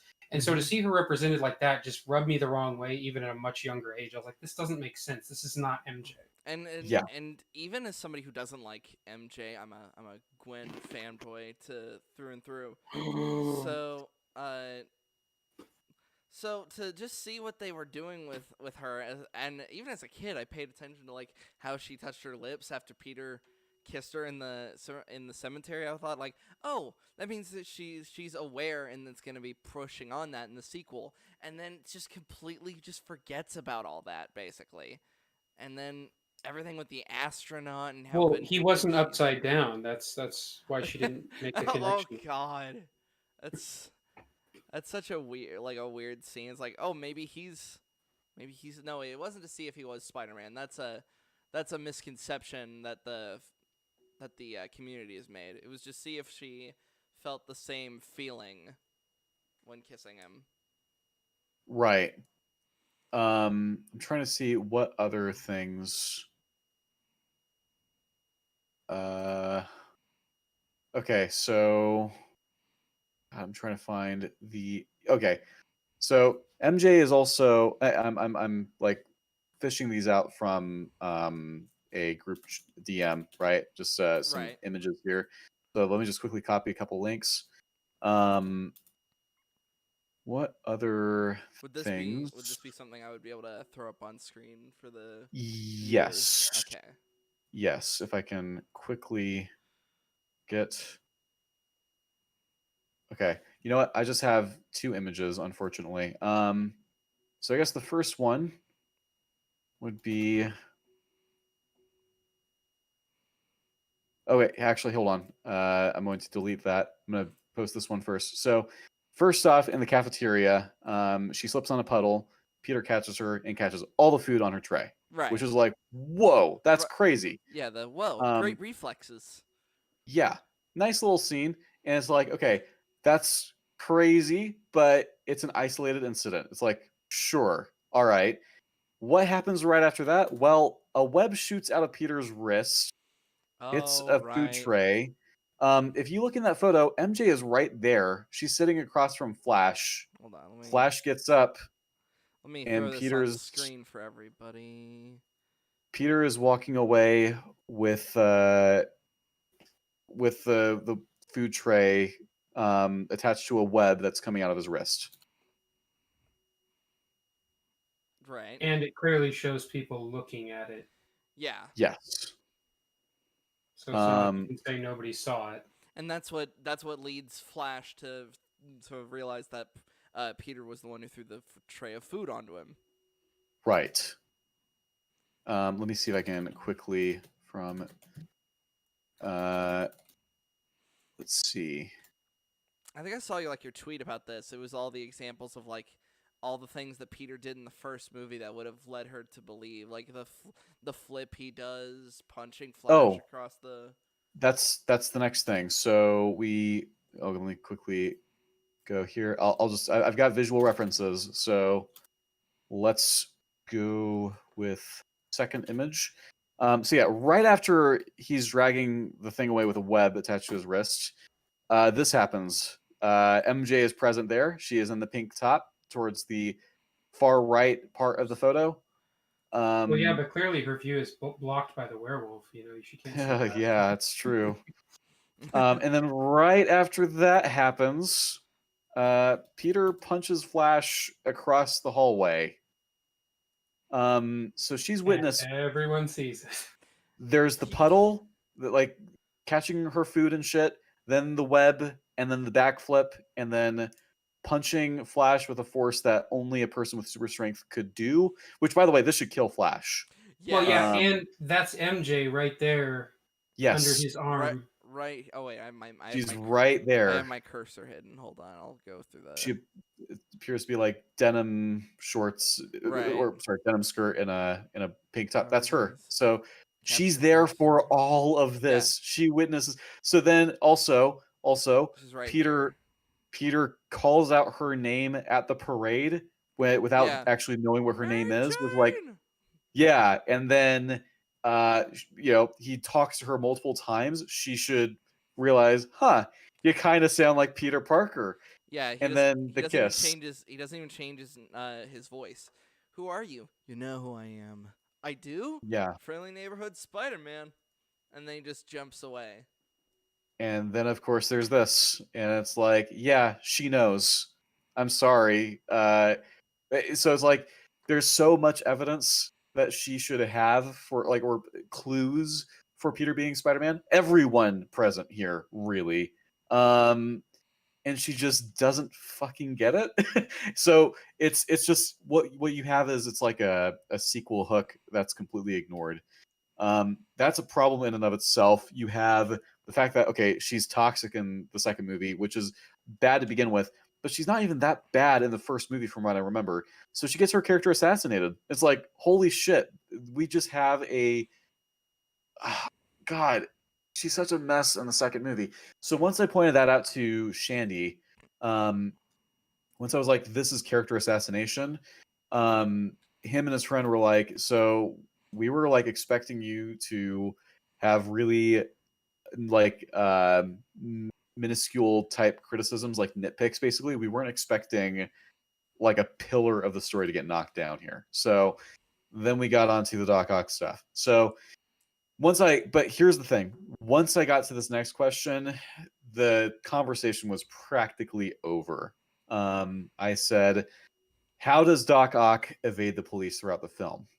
And they're like, what do you mean? And so I had to explain it to them. And once that became clear, it was like it was like I could tell by the tone of their voice that they realized they had fucked up. um Now you and fucked up. yeah, and then we kept on going, and they're like, wow, this is really looking not good. I'm like, yeah, we're not done, there's more. I'm not finished with you yet.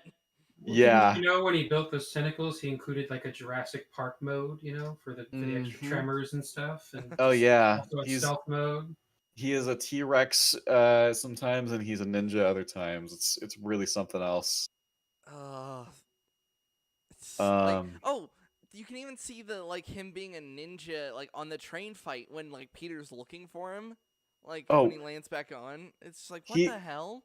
I didn't notice this in my video, but he really shouldn't have been able to squeeze himself under the train. There's no way he's fitting himself under the train with his And tentacles. and the No way. train's moving too fast. He wouldn't be able to do it at the No. speed he's doing. He would have ran into one of the support columns keeping the track up.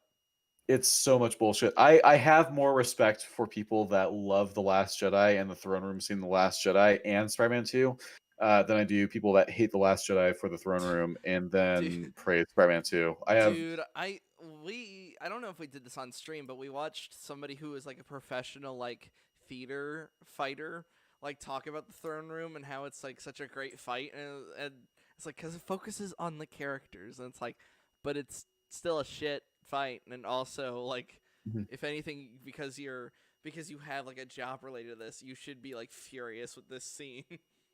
Yeah. Like it's Um, I mean, uh, if you're gonna praise trash, praise it consistently is what yeah. I'll say. Uh, Don't say it's bad in this, but it's okay in this other thing. yeah, That's a and way to really yeah, set me off. and meanwhile, I'm that retard that was just like, oh, they said Avengers Assemble. Yay, they clapped. I clapped when they did it. Yeah. uh, Um, but yeah, that's is there much more to say about it? Because I don't I Well, know. we thought it brought up an interesting point about, just this whole kind of disagreeing with your peers. yes, Um, because you know, yeah, because because like you said, you figured you were going to be like basically crucified for this. I mean, Mm-hmm. and lo and behold, Twitter never disappoints in that regard, I'm sure. Oh yeah. I can't wait to cover the other two Raimi movies as well. That's gonna be like I'm going after a lot of sacred cows now. I'm like, all right, I'm gonna it's one thing to go after the low hanging fruit. I kind of want to make a name for myself in that, man, if I review a movie that's beloved, holy shit, something's wrong with it. Like, I want people to, like, I want to be reputable for if you're subscribed to me, and you see, like, a video where I say this movie that you think is good is not actually good, like, the style of my Spider-Man 2 title, right? It's far from great. If I say something like, I don't know, um, The Winter Soldier is bad, I want people to have like their heart sink to their stomach because they realize I'm a man of reputation you and just I'm right. you just hear the shield go through your window. Yeah.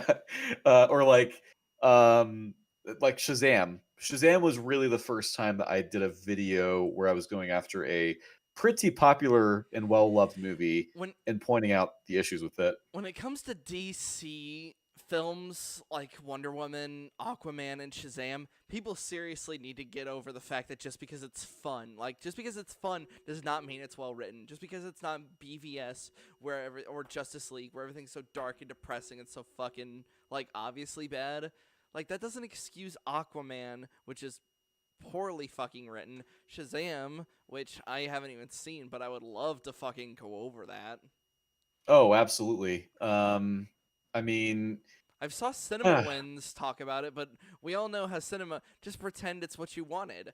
Uh, like we all know how that can get. I yeah. think Shazam is probably my favorite DCEU movie. Not because it's Um, well written, but just mhm. because it's, I of thought all the DC properties, I feel like it, had the most fun with its character, with its subject matter. I th- I after thought after watching, well, go ahead. I thought Aquaman was pretty good, but that was only because I was like, oh, Jason Momoa is just having such a great time, and then I was like, now No. as an adult, I'm like, and as an adult, I was a few years ago, Jesus, uh, no, then I wised up. It's like, no, this movie is trash. I'm glad Jason Momoa is having so much fun, especially after everything that happened with Justice League, but that doesn't excuse what was going on. Hmm. Uh, After I watched Wonder Woman, which I was under the impression was the best DCEU film, I've come to the conclusion that Shazam might be the best one. It's either Shazam or, as a matter of fact, it could actually be Birds of Prey. And Oof. Birds of Prey is really bad, but wow.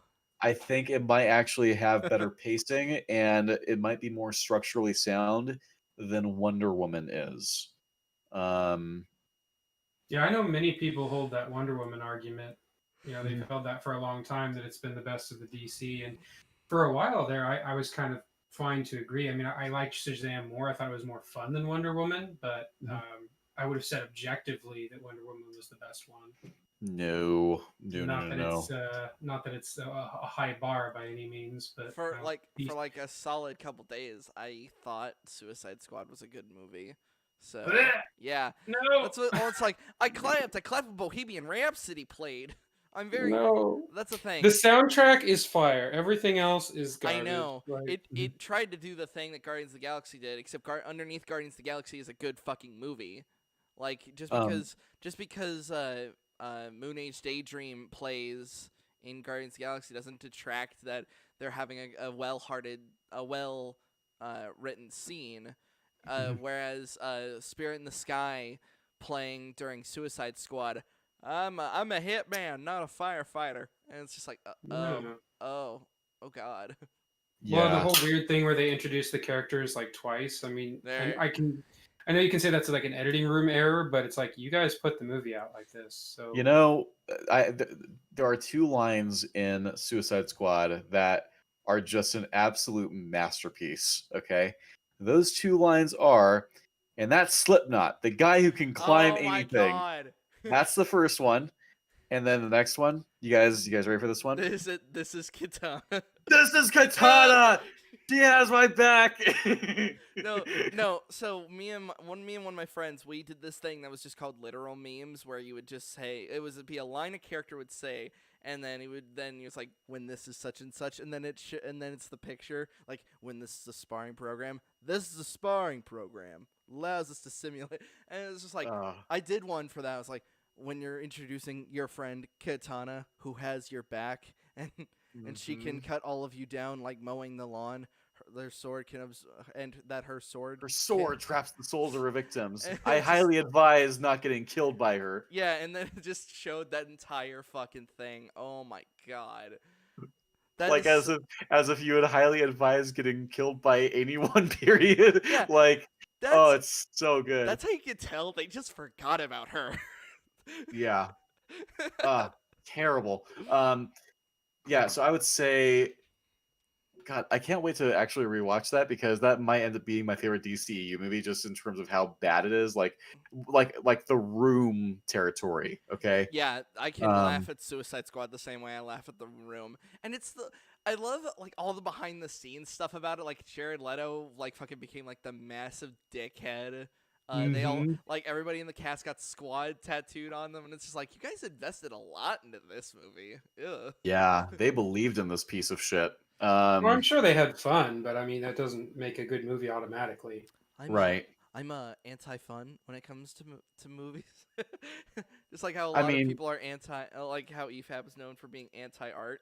We're watching Taika Waititi fucking laughing on set. I'm like, oh, what happened to the days of depressed George Lucas? Just like I'm making Star Wars. Nobody I mean, understands me. like I watch Amazing Spider-Man 2 and I see Paul Giamatti and he's clearly having the time of his life. And honestly, if that movie had more of Paul Giamatti, it would have been so much better. I Amazing Spider-Man 2 is just one of those things you just stare at and you're just like, were you ever a good movie?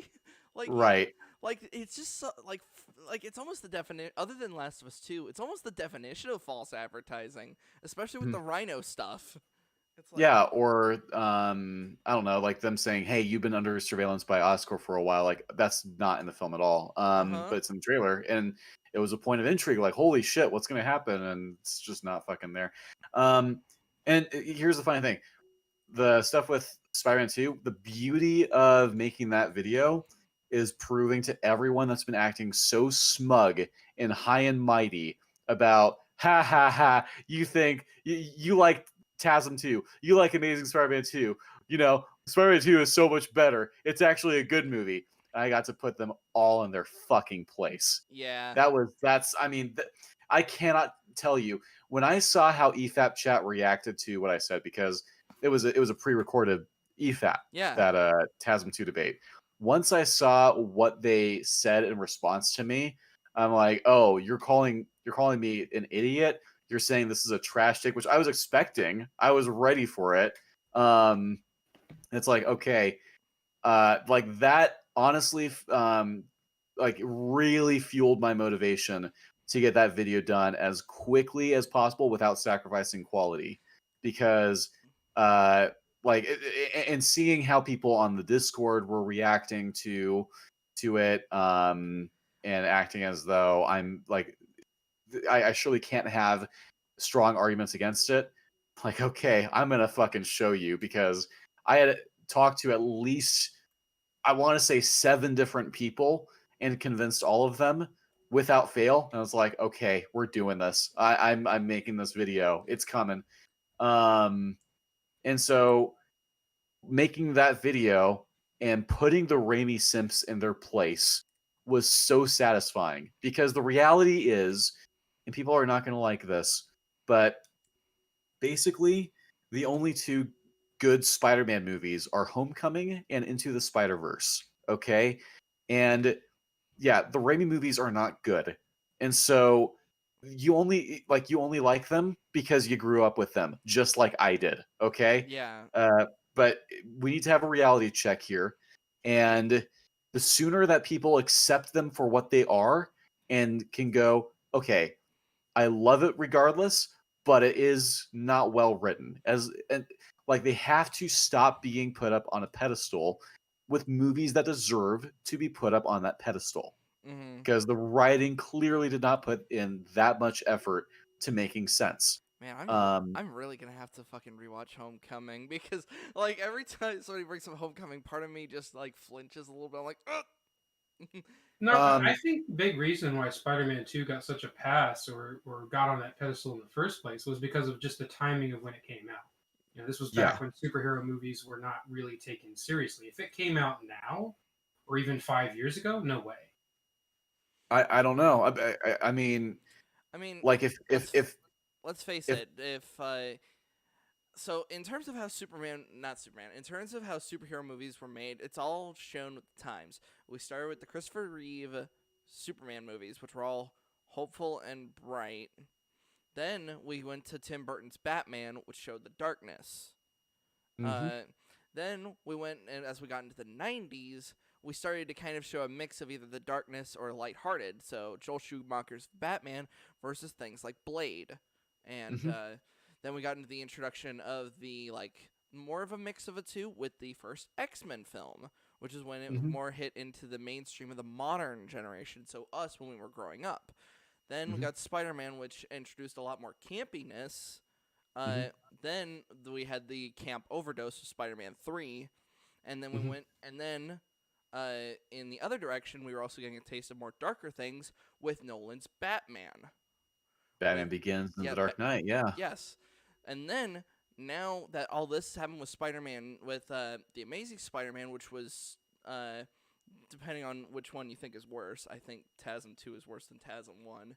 Um, then that tried to mix the campiness and darkness and ended up kind of not really going in either direction. Kind of just ended up being a little bit lame. Then you end up in DC's camp where they are unnecessarily dark. We got Man of Steel, Batman versus Superman, Suicide Squad.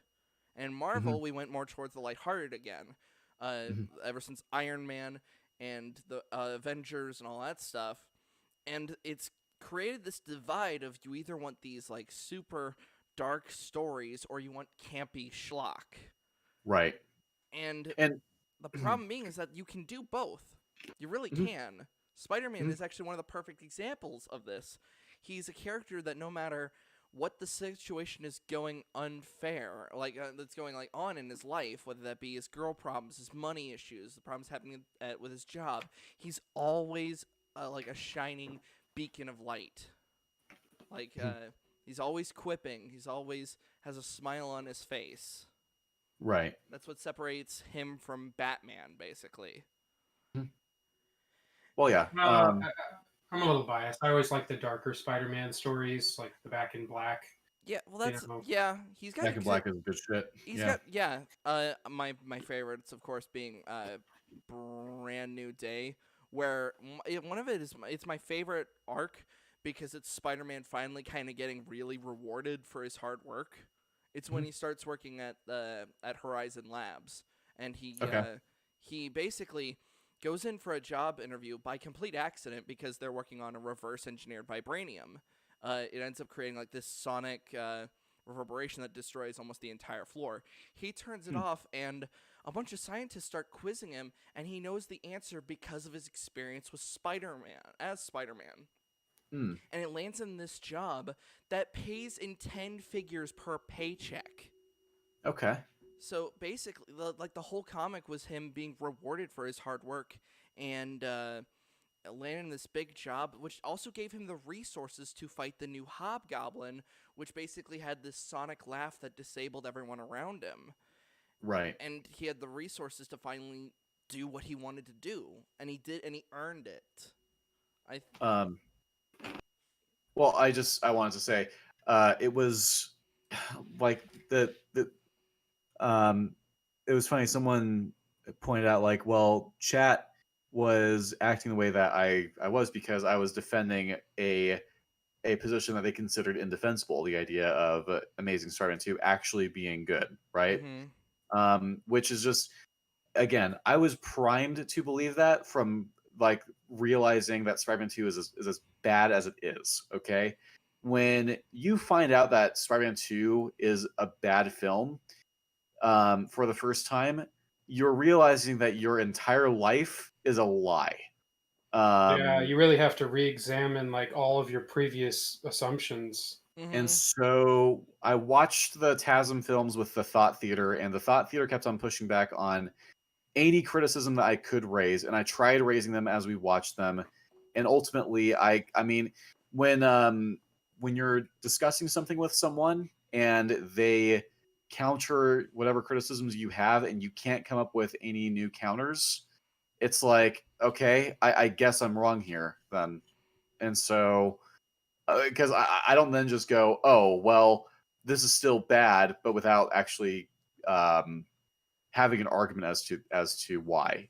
So I'm like, okay, yeah, sure. And I didn't catch much of the stuff that Mahler and Rags pointed out. So it's like, okay, fine. Um, and so seemed a lot tighter than it actually was. And people acted really smug and cocky about the idea that someone could watch Amazing Spider-Man 2 and think that it's good. Well, look at all of you with Spider-Man 2 having many of the same issues. Having, like, honestly, there's parts of TASM 2 that are still better written than Spider-Man 2. The Harry and Electro deal is way more functional than the Harry and Ock deal. Yeah, I'm it's because sorry, well, it it's because is. they actually need each other in this situation. They Harry's been actually locked. need each other. Yeah, like Harry's been locked out of Oscorp, and he Mm-hmm. needs a trump card. That trump card being somebody who is, I don't want to say easily manipulated, because that's kind of discrediting Electro a little bit. But Electro needs to basically just escape in general. Mm-hmm. Harry can provide that means of escape. In order to give him that Mm-hmm. means of escape, he'll need something in return. And the Mm-hmm. second that they're given what they need, they go their separate ways. Yeah. Well, it's shocking, but it is actually possible that both movies are kind of bad overall, but that there Mm-hmm. can be moments in each film that are better examples or better written than the other. You know, Absolutely. one does not necessarily you can't just say, oh, TASM 2 is horrible from beginning to end. And it's like, no, I can see what they were going for. I think it was Yeah. poorly executed, but no Absolutely. idea on its own is bad. It's how do you execute that idea? Yeah, I mean, Absolutely. when it comes to The Amazing Spider-Man 2, I don't even get mad at almost the film itself. I kind of get mad at the studio that made it shit. Like Mhm. Sony was interfering with TASM 2 like from like the second it went into production. So it Well, had because almost they no wanted choice to to be set up bad. the Sinister Six. That Yeah, was the whole yeah, thing. because they were competing with Marvel Studios. That was Right. that like ultimately and I don't want to I don't want to pull a high top and just blame everything on Avi Arad because for every bad decision that's led him to making movies like Venom, it's also Mhm. led to the creation of the first Spider-Man film. Like it, Sure. like it's the Kathleen Kennedy argument. You can't just keep giving her shit for the Last Jedi when she's also the reason the Mandalorian even exists. Well, Well, but I Mandalorian think still the shit. comparison you Yeah, can make is that, any property that essentially just exists to set up other properties, right. such as Mandalorian, generally isn't going to do very well. Right. I was more just saying like for every bad there is some amount of like good. I don't even like I'm trying to Oh, state that no, I properly completely cuz agree. I'm not a huge fan of Avi, but have either of you ever seen I think it was a YouTube special, The Punisher Dirty Laundry, where no. they got Tom Jane to come back? Yep. It's really good. So it's like it's not that every one of his ideas are bad. It's just I think he kind of gets he got his hand into a lot of pies, especially when it came to Marvel. Mm-hmm. And so they just kind of kept giving him blank checks to do what he wanted. And it's like, guys, just because he had one good idea doesn't mean that everything he says is going to be good all the time. And it kind of amazes me that studios seem to be still on that same thing, like with the whole, well, it's either John Favreau's vision or it's Kathleen Kennedy's. What happened to Lucasfilm's vision? Yeah. Why is it just these one people that have to carry an entire fucking studio? If you want to talk about bad superhero stuff, Venom is laughably bad. It's not just I've like seen Venom. it's not Yeah. anger-inducing bad. It's just oh my god, this is It's shit. just really dark and not in like the cool gritty way, but Yeah. like the fucking film is being shot underwater or some shit. Oh yeah, like when when no, it wasn't Carnage. It was when Toxic? Riot? Riot, thank you. Riot, yeah, When he's Riot- fighting. When Riot met up with Venom on the thing, he said, "Venom, get in the rocket." Me and my friend just burst out laughing because it sounded like that speech when Ultimate Warrior was like, "Load the rocket ship with the rocket fuel. Load it with the warrior." And it's just like, oh my fucking god, what is this? What is this garbage And it piece of sucks shit? because like I actually kind of liked Tom Hardy as Eddie Brock. Like I Yeah. thought he did a really good job. It's just I didn't really like any of the Venom stuff, and that was supposed to be kind of the whole point of the movie. Not to mention, Tom Hardy was unfortunately told to do the goofiest fucking accent I've ever. I have a parasite. He sounded like Cartman trying to do a fucking voice. Like, A little bit, respect he my did. authority. But hey, you leave Fringy's favorite movie alone. Yeah. Oh, is that one like one of his favorite? Yeah, movies? Fringy brings it up all the time. He's like, I really like Venom, and I know it's a piece of shit. Well, that's the thing. One of my favorite movies, despite me knowing it's a complete piece of shit, is Wild Wild West. And I love to torture my girlfriend with that. She's just like, You're a brave man for admitting that on the interwebs. Yeah, I'll just be hanging. It's like, hey, you know what we should watch? Wild Wild West. And she's like, no. There was one point, right as I timed it perfectly, right as she came into the apartment one time, I had the theme playing. Wiki Wild West. Yeah. Well, I am getting ready to go. I've had a lot of fun conversing with you two gents. But like I said, I'm before we started the stream, I'm a bit sleep deprived. Yes, which is perfectly fine, sir. Yeah. Since everyone is here because of you, would you even need to really do a plug, or I guess go ahead and subscribe to my channel if you haven't already. I mean, you have some subscribers that probably haven't seen my content before. My older content, I still need to unlist most of my videos and re-upload them to a different channel. I'm gonna make yeah. Ever since I started, ever since I was like, all right, we're gonna do this, I unlisted practically everything I had done before this. Yeah, I'm rebranding basically. Uh-huh. So, anyways, I had a whole lot of fun. And maybe you guys can come guest on my podcast at some point. Yeah, hit us up. Let us know when you want to do this again. Yes. Absolutely. Well, have a good day, sir. Have a good day. All right, bye-bye. Bye. Let's see. And now it is just you and me. So that was actually pretty. That was very cool. That was pretty cool. Oh yes, yes it was. I kept wondering whether we should bring up any of the feud stuff, but I was like, nah, don't push it. I didn't want to bring it up until that moment because it was the problem being is when it comes to just disagreeing with your peers, I didn't want to push it because that may still be a raw wound, especially with everything that happened with Anomaly. It's still kind of fresh. It's still kind of going on. It hasn't really been concluded yet, so I didn't want to push getting into it for sure. Yeah. Oh man, we're only almost 2 hours in. We're becoming short man right before our very eyes, Ninja. Oh man, it's happening. But hey, that's 2 hours of Southpaw that we didn't have in our lives before. So hooray! Yes, and the funniest thing is you guys will actually be receiving, like, now that you're here, you'll be receiving 2 episodes this week. Since we wanted to do the one with Southpaw and it was a scheduling thing, we'll be doing our normal timing, which ironically competes with E.F.A.P. We'll be talking with somebody that I've been in communication with for at least a month, so that should be fun.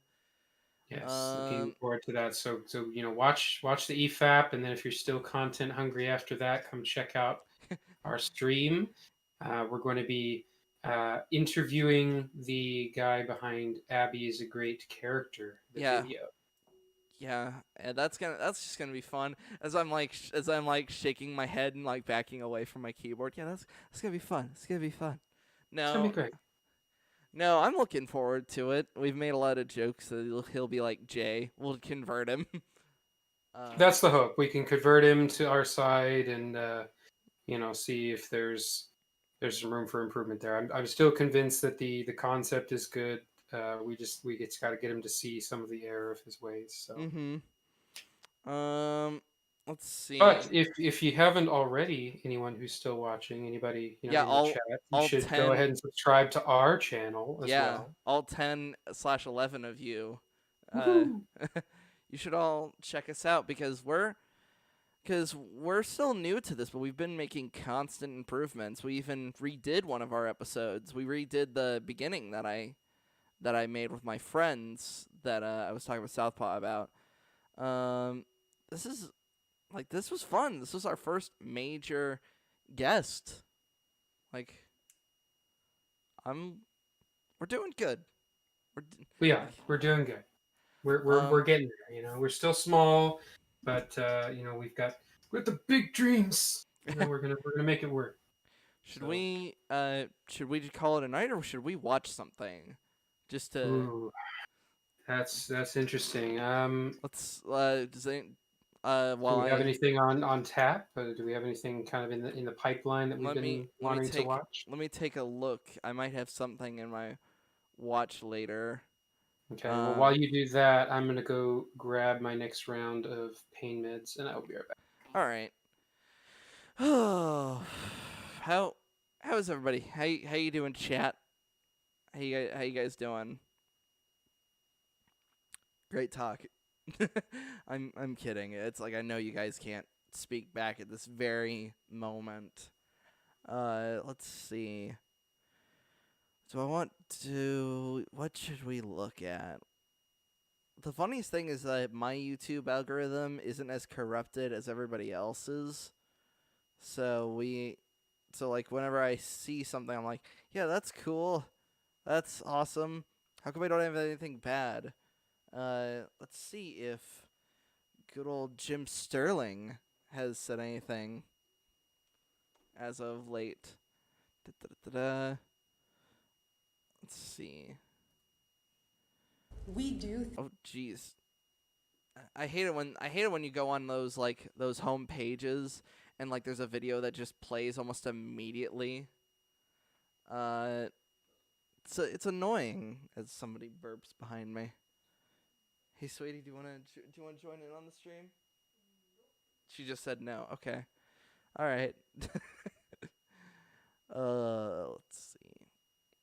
Anything anybody looking forward to anything? I was looking forward to that Batman game, Gotham Knights. That sounds fun. I would definitely need to figure out how to get Ninja in on that, considering I'm a PC player and he's more of a console guy. Yep. So let's see. Yeah, let's do that. All right. So here's what we shall be watching. Yes, Soapy PC Master Race. All right, let me move. Let me shrink Darth Edgehog down a little bit, and I'll start the thing for Ninja so he can see the screen. Make sure the stream's doing all right. Check on everything. Yep.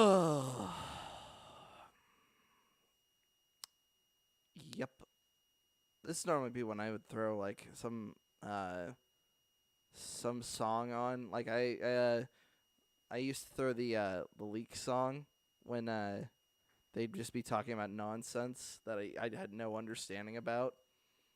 I think it was when Luke and River were talking about I think they were comparing like religion and stuff while like we were watching like an anime video. Not quite sure.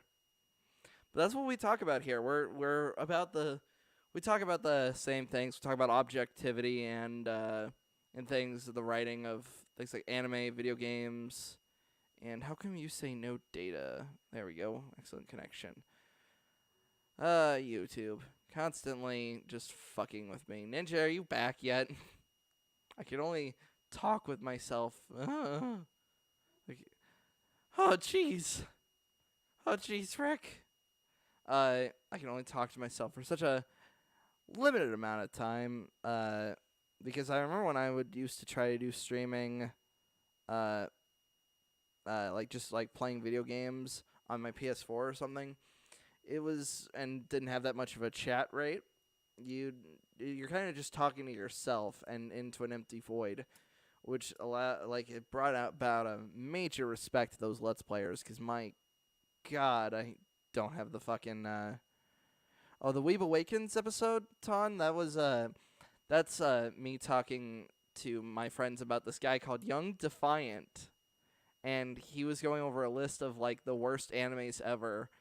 And he was saying like the main crux of his argument was that the list was objective, but he argued in such a subjective way, and it just wasn't doing very good. Like he'd talk about things like Death Note, One Piece, My Hero Academia, which I absolutely love, Naruto, which Ninja really loves, and he'd say like they're boring, they're trash. If you like these, you have bad taste. And it was just like insulting you for just liking something. And we started watching a lot more of his content, not on stream much anymore. And now he's just quit his channel so that if I don't know if One Piece sucks, Soapy. I wouldn't know. Cause I only like 3 anime. I like My Hero Academia, I like Berserk, and I don't even want to call myself a Dragon Ball Z fan anymore. It's gotten so oversaturated. More oversaturated than it's already been. The problem with like One Piece is still going, and you could make that argument with Berserk that it's still going. I with Berserk, it's unfortunately continuing on despite the fact that I don't think the author wants it to. The author of One Piece definitely wants to continue doing this. And wow, to find those painkillers, I think Ninja had to like go all the way through like his own little tournament arc right now. Woo! All right. Yep, this is quality entertainment from me, myself, and I. Just drinking a nice cup of coffee.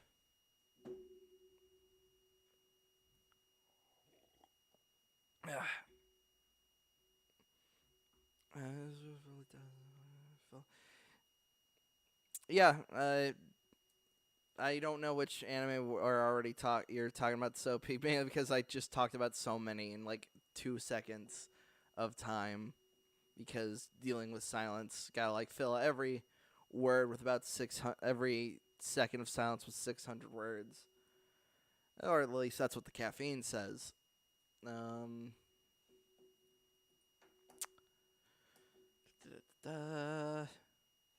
guess I could start on my own.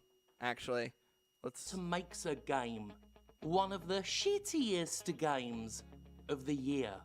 Is it a One Piece? Okay, yeah. I wouldn't know. So like One Piece, I want to get into it, like I said earlier, but if it's just gonna keep going on, and like he says he's got like 7 more years worth of chapters that he wants to write, I'm like, oh come on, finish your story already? But then again, this is from an outside looking in. I'm sure to everybody inside the community, they're probably having a blast. A technical disaster, a broken game, a glitchy game? Is it a badly designed game, one with inefficient controls? Does it feature confusing level design, or is it simply... I should probably pause that just in case the music is copyrighted. What makes a bad game? I personally think what makes a bad game is a lot of things. Bad design, but definitely a lot of outside influence stuff. Like, a lot of us here really don't like The Last of Us 2. Whether it be from design of how the enemies function, or... Oh, a ninja has reappeared. It's true. What'd you have to do? Climb a whole mountain to get that paint? Did you have to seek the blue flower? Oh yeah, I had to seek the blue flower and conquer my fears and become a ninja. It was great. You had to relearn what it takes to be a ninja. Oh, absolutely. So, I decided to just throw on good old Jim Sterling, and I was talking. Why? Jeez, man.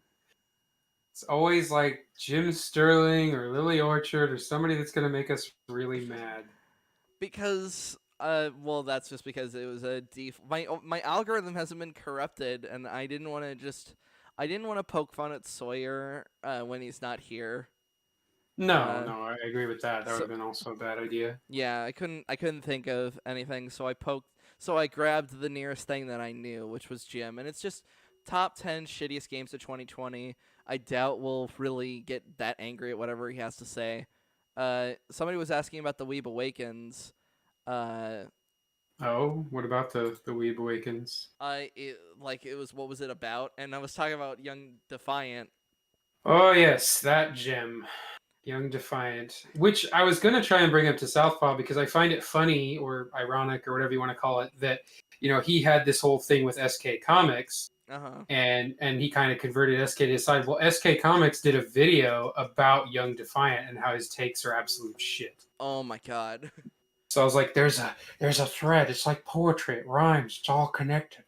Jar Jar's the key to all of this. Yeah, but I wanted to show another Young Defiant thing, but Young Defiant just gets our blood boiling, as opposed to Jim. He really does. Like, Jim just annoys us. Young Defiant makes Jim's us angry. annoying because he comes across as like sleazy and disingenuous, but Young Defiant is like that sort of pompous asshole that you're just like, man, I cannot.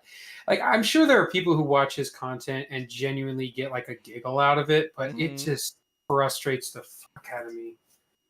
Yeah. I'm the number one in everything. I'm better than you. And it's like, man, I just can't help but think his fan base must be people who like getting spit on during sex. Yeah, and then it's like, and then like how he's now quit Young Defiant so he could start over. So I don't think he's really he's not really starting over. I guarantee you he's going to be exactly the same. He just wants to hide all his content behind a paywall, which, fine, whatever. I mean, even some of the YouTubers that I follow have paywalls. I don't know any that do. Like, the only I think Heel versus Babyface has a few things that he does just for his supporters, but usually like after they've been out for a while. Yeah, it's live stream stuff, and then once it's been out for a while, usually he'll throw it on his regular channel, so it's not a big deal. Yeah, like so if it's just a live stream, I won't like I'm like, that's not really a feature you're holding back. That's just that's extra. Like but with something like Young Defiant, it's like, if you even want to access my videos at all, pay me. And it's like, no. It's more one of those things where it just kind of bothers me because, like, every once in a while, YouTube will notify me of, like, because I'm subscribed, they'll be like, oh, hey, he's starting a live stream, you should totally watch this. And then I'll tune in to watch it. It's like, well, pay me, bitch. And I'm like, oh, sad face. Can't watch this video. Yeah, and he's like, he's doing it to get out the frauds, not realizing that's probably going to kill his viewer base. Oh, yeah, especially because anyone who watches him, ironically, just for laughs because he's such an asshole, is immediately going to tune out as soon as he hides his content behind a paywall. Because nobody's going to pay, $5 or $10 a month for just some chuckles when there's too many places you can get that for free on YouTube. Yeah, it's just absolutely fucking, it's just so bad. like an hour ago, somebody was asking, and it doesn't seem to be working. Try.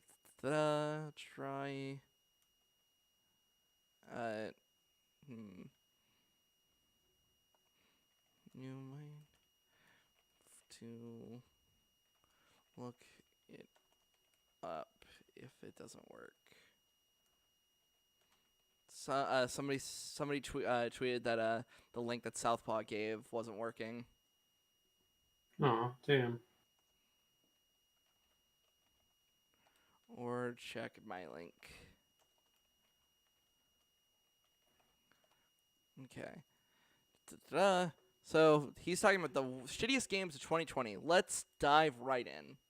Simply ugly to look at? Is it a game that plays well enough, but is filled to the brim with exploitative predatory monetization? Is it a game so... How much do you want to bet Avengers is on here? Well, to be fair, that game was shit. Avengers was a $20 to $30 game that was charged full price and filled to the brim with microtransactions. That was my problem. Otherwise, it was fine. No, it was buggy as a motherfucker. Like, I damn near unplayable when it first launched. really wish I didn't have the Midas touch. Because, Yeah. audience, here's the thing. Everybody that talks about bugs in, like, whatever game, like right now it's Cyberpunk, I don't experience them. For some reason, I don't know if it's my setup. I don't know if it's like I know how to properly set my game up. But I never experienced any glitches. The most I've experienced was like something like Cyberpunk. I didn't see tarot cards. But otherwise, the game's been working fine. Avengers, I ran into no bugs. Like, I don't know what I'm doing that causes this to happen. I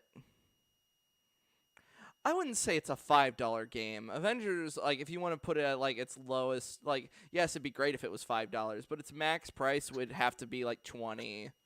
Because it's like Dynasty Warriors. You're basically getting an average beat-em-up game. With the way that they were trying to market the whole, game as a service, they were trying to copy, like, Destiny and Anthem and stuff like that. They would have been better off going free to play and just leaving the microtransactions in. Yes, like, that's the thing. There's so many things that, like, tweak it to where it's like, why the hell would somebody pay $60 to this? Like, when I got it, like, half off. I was, like, trying to, my best to, like, nickel and dime it, so I had to pay as little money as possible. It's like, because it's like, if it's above $30, I'm not doing it. I mean, other than my GameFly rental fee, I got it for free through the rental service, and Right. even I was like, this is garbage, I'm sending it back. So, meh. Yeah, Soapy, that's, yeah. I would agree it's probably going to end up on this list, though. So, yeah, I agree with Soapy. There are hundreds of reasons why it wouldn't work or does work. I'm like, great, I have no idea. I think it was Skill Up did a really awesome review of it. He's been a game reviewer that I've been following since when Heel vs. Babyface was covering the whole Last of Us 2 debacle. He pointed to Skill Up's review for a lot of his evidence. Mm-hmm. And I followed some of his game reviews since then, and he's really consistent with his reviews. Sold on lies or made with abuse, regardless of its quality as a product. No. So he just said sold on lies, and I guarantee you Last of Us 2 is not going to be on this list. Yeah, and also he said, like, how people have been treated, and it's like, I bet you Last of Us isn't going to be on this list either. Here's the thing. How much Which is odd for Jim, because he's one of the few people that I know of that actually talks about, like, the what went on behind the scenes and stuff. Mm-hmm. And, like, how the employees are being mistreated and things like that. So it's like, dude, it's going to be awful hypocritical of you if you don't bring that up about Last of Us 2. I don't. So here's the thing, Ninja. Do you put in outside influences when you play a video game, or is the video game itself what you judge? Because with The Last of Us, I had it spoiled. I was planning on making a whole video about the workers and all that stuff. It really depends on the circumstances. It's a little bit of both. I mean, I'm fully capable of judging the game on its own merits, but if there's a lot of, external news or drama surrounding the game, it's hard to ignore. And it's definitely worth, looking into and seeing like, oh wow, Naughty Dog treated its employees like absolute dog shit, which is what led to the employee leaking the footage ahead of the game's release. Mm-hmm. So it's like you can't even say that they're really separate because they're not. Right. Answer, friends, is simple. What makes a game one of the shittiest games of the year? Love this like weird unrelated Me? stock footage, by the way. Yeah, I didn't hear what he said. The shittiest games of the year? Me saying it is. No. Wow. No. All hail Jim. Yeah, I'm not. In fact, that almost immediately like makes every bone in my body be like, "You're wrong. It's the best game ever." But it's like that's not how it works. That's just me being spiteful. Forgive me, Father. Oh Jesus Christ! You see that in your fucking nightmares. For I have gamed. Yeah. See, the first thing my brain was going to say is, where did he get that whip? And then I was immediately like, nope, we're not going there. We're not going down that rabbit hole. You don't want to know. The weirdest thing is like I know it's like an official Jimquisition flogger, and it's like, oh god. That's not where my brain went, but okay, we'll leave it at that.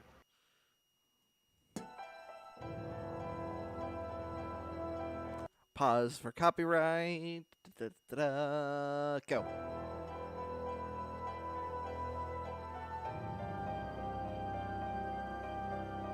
What all came out this year that was bad? I just know Last of Us 2 and Avengers. I mean, honestly, most of it wasn't great. I mean, most of it was kind of forgettable. There were a few, stellar standouts, but I would say most of it was largely forgettable. In terms of good games, we had Doom, Animal Crossing, Hades, Ghost of Tsushima. FF7 remake. If I want to play it, and I keep forgetting it even exists. I keep wanting. I know this is super subjective, but subjectively, Cyberpunk is pretty good. I ended up sending it back because I was like, man, I would love to get into this game. Like, I want to like it. I really love the whole cyberpunk, theme. I like the world, but I just couldn't get into it because every time I tried, bugs, crashes, issues. That's why I wish somehow I could just give you my rig for a minute. It's like, okay, play Cyberpunk, just do it. Just walk away from my desk, and you're just there. Yeah, when it works, I really like Cyberpunk. But, all right, let's do this. I hear that you've all been very naughty. Hard. That's part of me. Just the high levels of cringe, hopefully self-aware, but unknown. That that just made me look at my knife and just go, is it worth living on this earth knowing that just happened? Poor gamers. Oh, I've got a good mind to corrupt your save file. Alright, nope, I'm grabbing the knife. You chose That means this. fuck you up the butt. Anyway, 2020 has been a horrible, terrible, dreadful year. Disease, destruction, devastation, social collapse, and some really bad video games. And we're gonna do that. We'll talk about some like the best games of 2020 next week. But right now, I got some shit to get off my chest.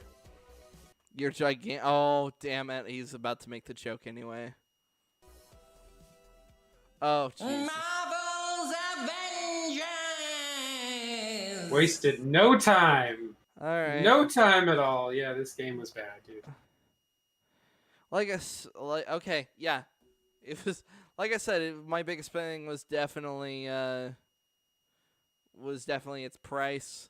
I feel like if it wasn't $60 up front, maybe it wouldn't have been as harsh, because then it would have had the trappings of a free-to-play game and then would have just been dismissed as such. Like, it would have been like, oh, it has these issues, but it's free-to-play, so of course it's going to be there. but combine the bugs Yeah, no, I and the mean, fact it was $60, like it just well, and just the quality of the content that was released was really bad. It was very repetitive. It was, basically very, very simple, repetitive, grindy gameplay. None of the loot mattered, like, at all. yeah, you're just Uh, exchanging the stuff for higher numbers. It also depends on, I guess it depending on your tolerance for that kind of gameplay. Since I'm a really big Dynasty Warriors fan, I was perfectly okay with just punching those robots, and like I said, playing as Cap was so fun. But it depending on how much you do like that kind of gameplay, like it's not gonna I don't know. be I would entertaining. rather play just about any of the Dynasty Warriors games than play Avengers again. Fair enough. Ton, to answer your question, why Skeletor? He's just a really big Skeletor fan. He likes to do this voice a lot. Yeah. Every time I hear Skeletor, I never think of Skeletor. I always think of the classic mobster impression. Yeah, see? Marvel's Avengers is one of the most perfect AAA games ever made, and by that I mean it's undercooked, overpriced, and completely lacking in soul. It's a beautiful example of just how little the so-called AAA game industry actually cares about quality when there's money to be made, that it can take any property, even one as hot as the Avengers, and drain all life from it to create yet another cynical, bandwagoning live service. Okay, this game could have been good. The problem was that it had almost had the wrong people making it for the wrong reasons. That's just it. Like I'm trying to think. There's no reason. Well, that's kind of the point. What we were marketed and what we ended up with was very, very different. Yes, and I don't know. I don't like how Jim has this super he almost has the same problem that we have with like Hollywood. We consider it to be this very cynical and downright depressing view of it. Like he's looking down on it when it's like, Jim, this is your job. When it's like, whereas with things like Y.A.R.P, they're very diverse. With Jim, this is his only thing. No, they're not diverse. They're all just afraid of rags. Come on, No, keep up with the lore. No, by diverse I mean they'll talk about video games, they'll talk about movies, and yes, they are afraid of rags. Oh God, they all just crumble to his opinion on the Mandalorian. I've wanted to have that Mandalorian conversation with Southpaw, but it's like, let's keep it focused on Spider-Man 2. I'm sure you would not agree with his take because he thinks it's shit. I think like I said, I think it's shit. It's entertaining shit, but that's it. Like it's completely subjective on how entertaining it is. Oh But yeah, at the end of the day, you just it's like shit. the jangly keys. You liked the boba. You liked the Luke. Yeah, well, I didn't They even knew like how to Luke. push your buttons. But at the end of the day, I can still see how it's shit. Like with Yes. Luke, that wasn't Luke. That was just stoic looking motherfucker. That was like, hey, I have a laser sword. That's my baby. Bye. And with Boba Fett, it's like, oh yeah, I really like Boba Fett, but do I really want to see him just kill mindless stormtroopers that have just been bad this whole time? Not really, because there's really no threat to him. Like, I understand it's bad. It's just subjectively, it's like, oh yeah, I'm that's pretty just cool. saying you're gonna be tuning into the Book of Boba Fett. We all know it. Well, yeah, but we'll be doing the same thing that we did for the Mandalorian. It's Damn it. It's why I get to enjoy. It's why I get to enjoy my job. This destined to be forgotten as soon as it's released. Levels are plain and flat and forgettable. You keep saying that it's going to be forgotten, yet you're talking about it, Jim. If it truly was forgotten, then you just wouldn't touch this anymore. That's what being forgotten means. Many of them are just long corridors with nothing going on in them. Combat's a mess of terrible camera angles and fucked physics. The HUD was clearly designed by a caffeinated teenager on a unicycle. It's a complete chuffing disaster. You fight almost nothing but wave after wave of generic AIM soldiers and robots. Cause I sure as fuck know when I buy a Marvel game, the first thing I want to do is punch AIM scientists in the face. In fact, that's all I want to do. I want to do. Do you really want to blow your load and fight the Skrull in your first game? Like that's I hate to say that's the reason why you're fighting AIM guys. AIM is your first villain. They're always your default starter. Not necessarily, and they don't have to be. It's Well, just that the or way they that or chose to go. Hydra. No, I mean a lot of Marvel games do like just regular generic street thugs, and then kind of up it as you go. But Right. it really depends. I mean, having played the game, I felt like AIM wasn't exactly the best choice.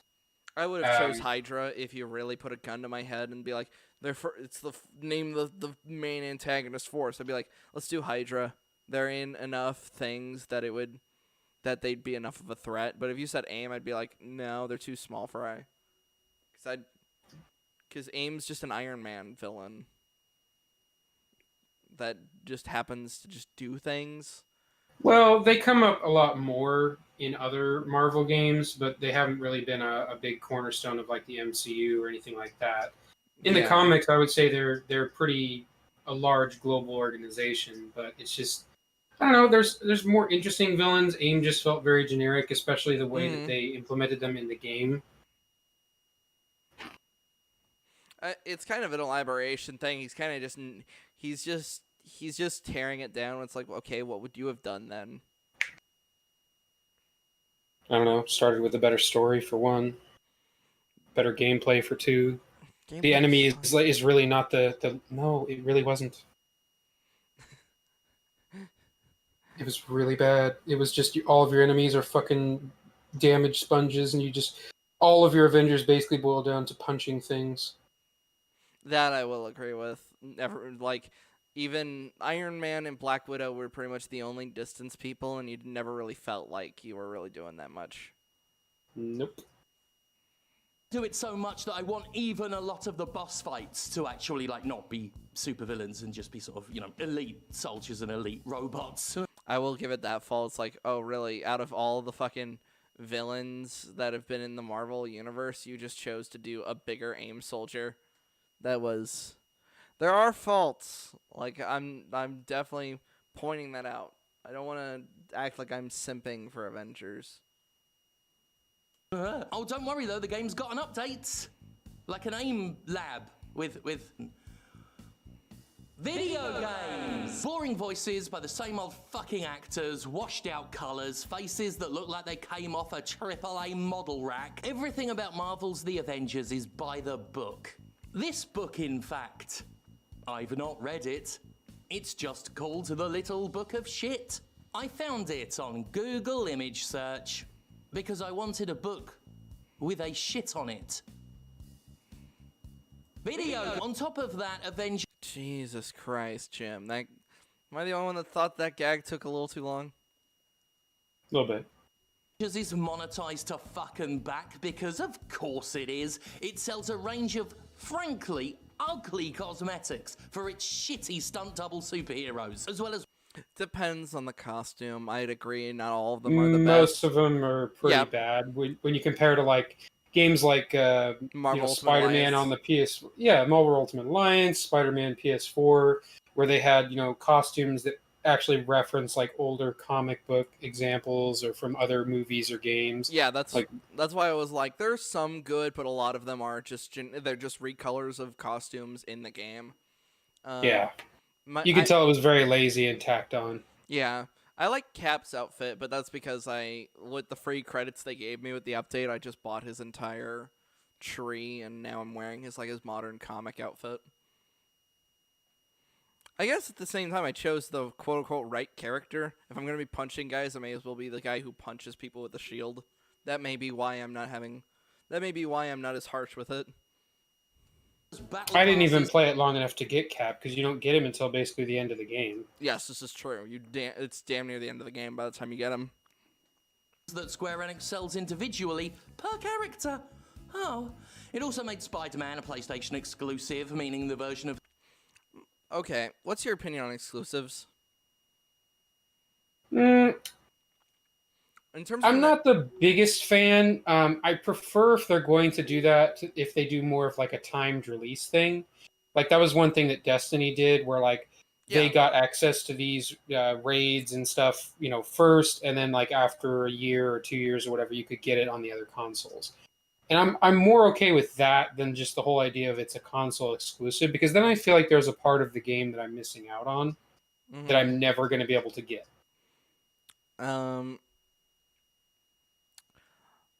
So in terms of economics, I understand it because you got to have that draw-in that will make people buy that copy. And as somebody who owns multiple consoles, I guess I also just don't really consider it that big of an issue.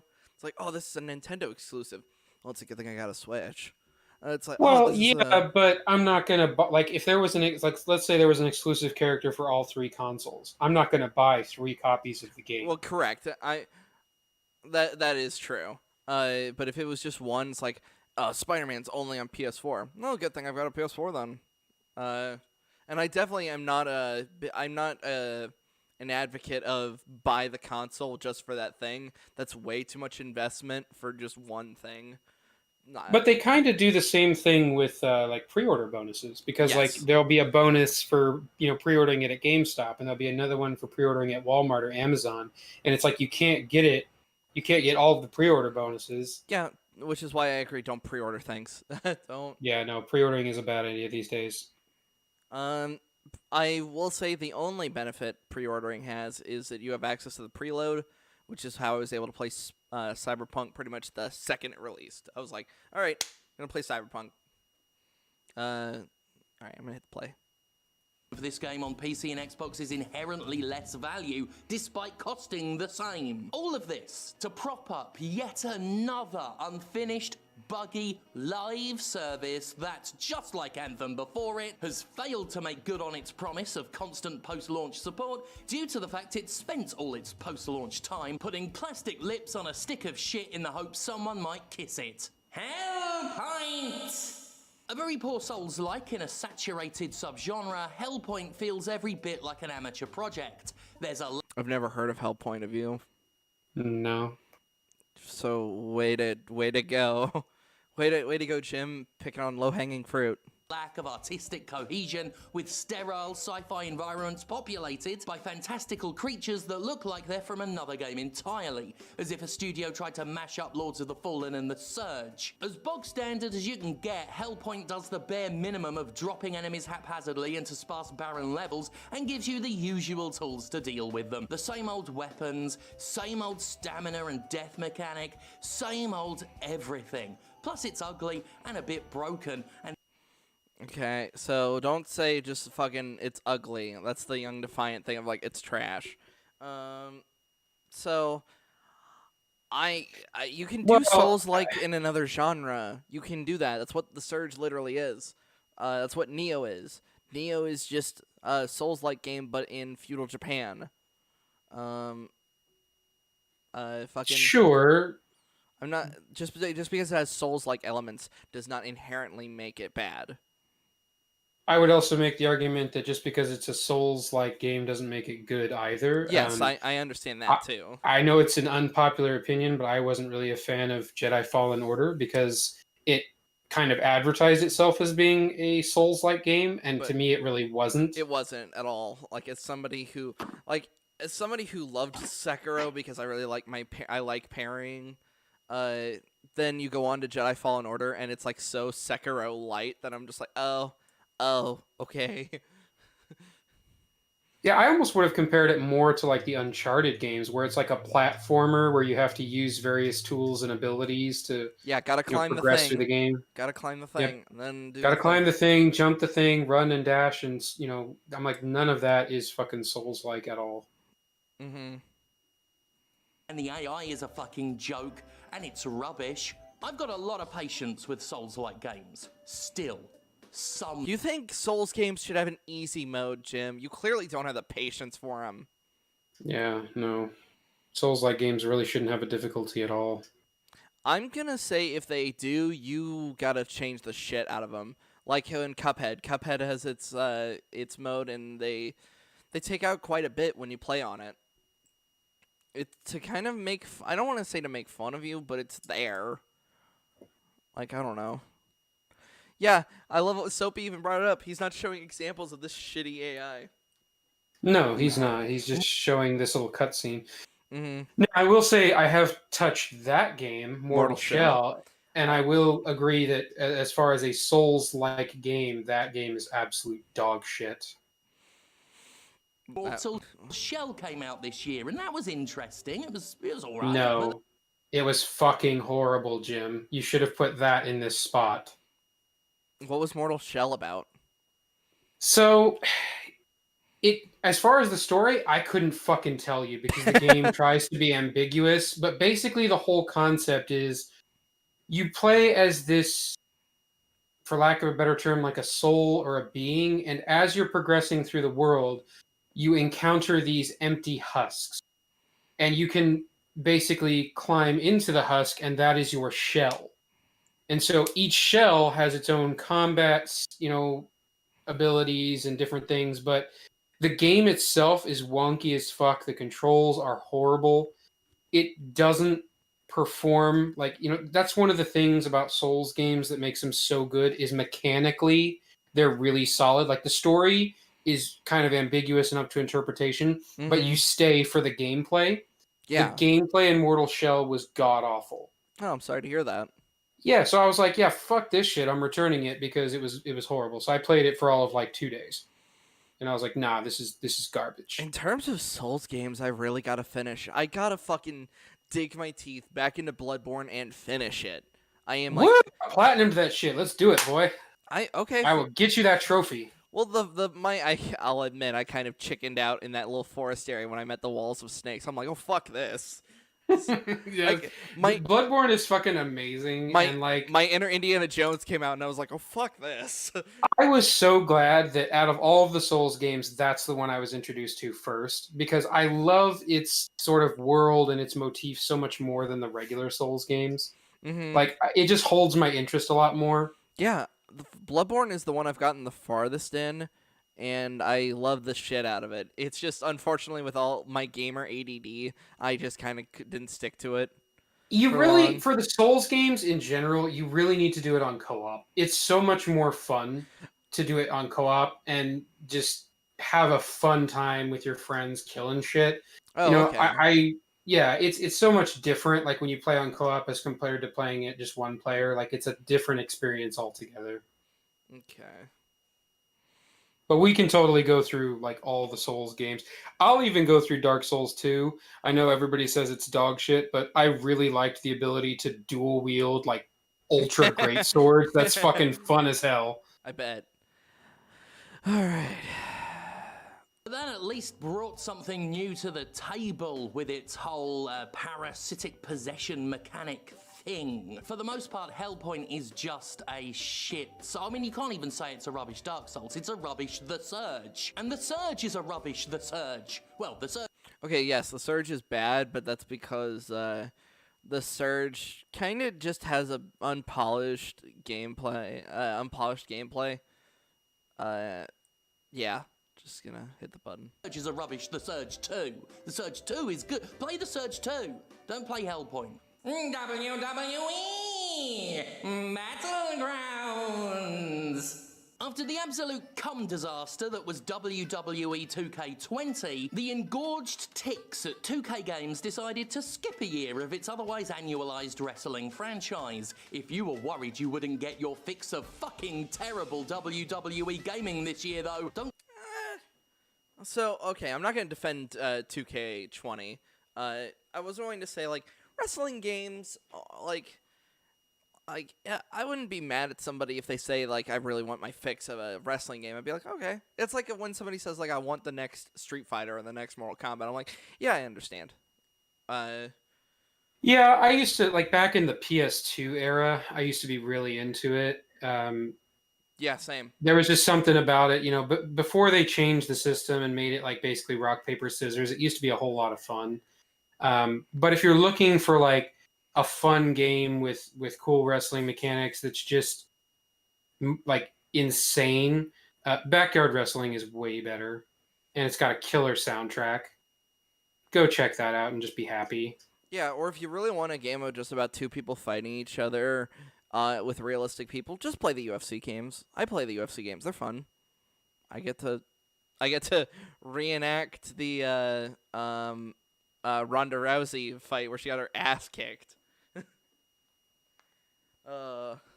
Don't fret your pretty little head. I've always thought the WWE 2K games were a bit too ponderous, fiddly, and focused on simulation for my taste at the best of times. And I've long wanted to go back to simpler experiences like them SmackDown ones what I used to play. I think it was the SmackDown ones, I'm pretty sure. But Yeah, SmackDown versus Raw. My favorite one was 2006. Playing as the Great Khali was so fucking fun.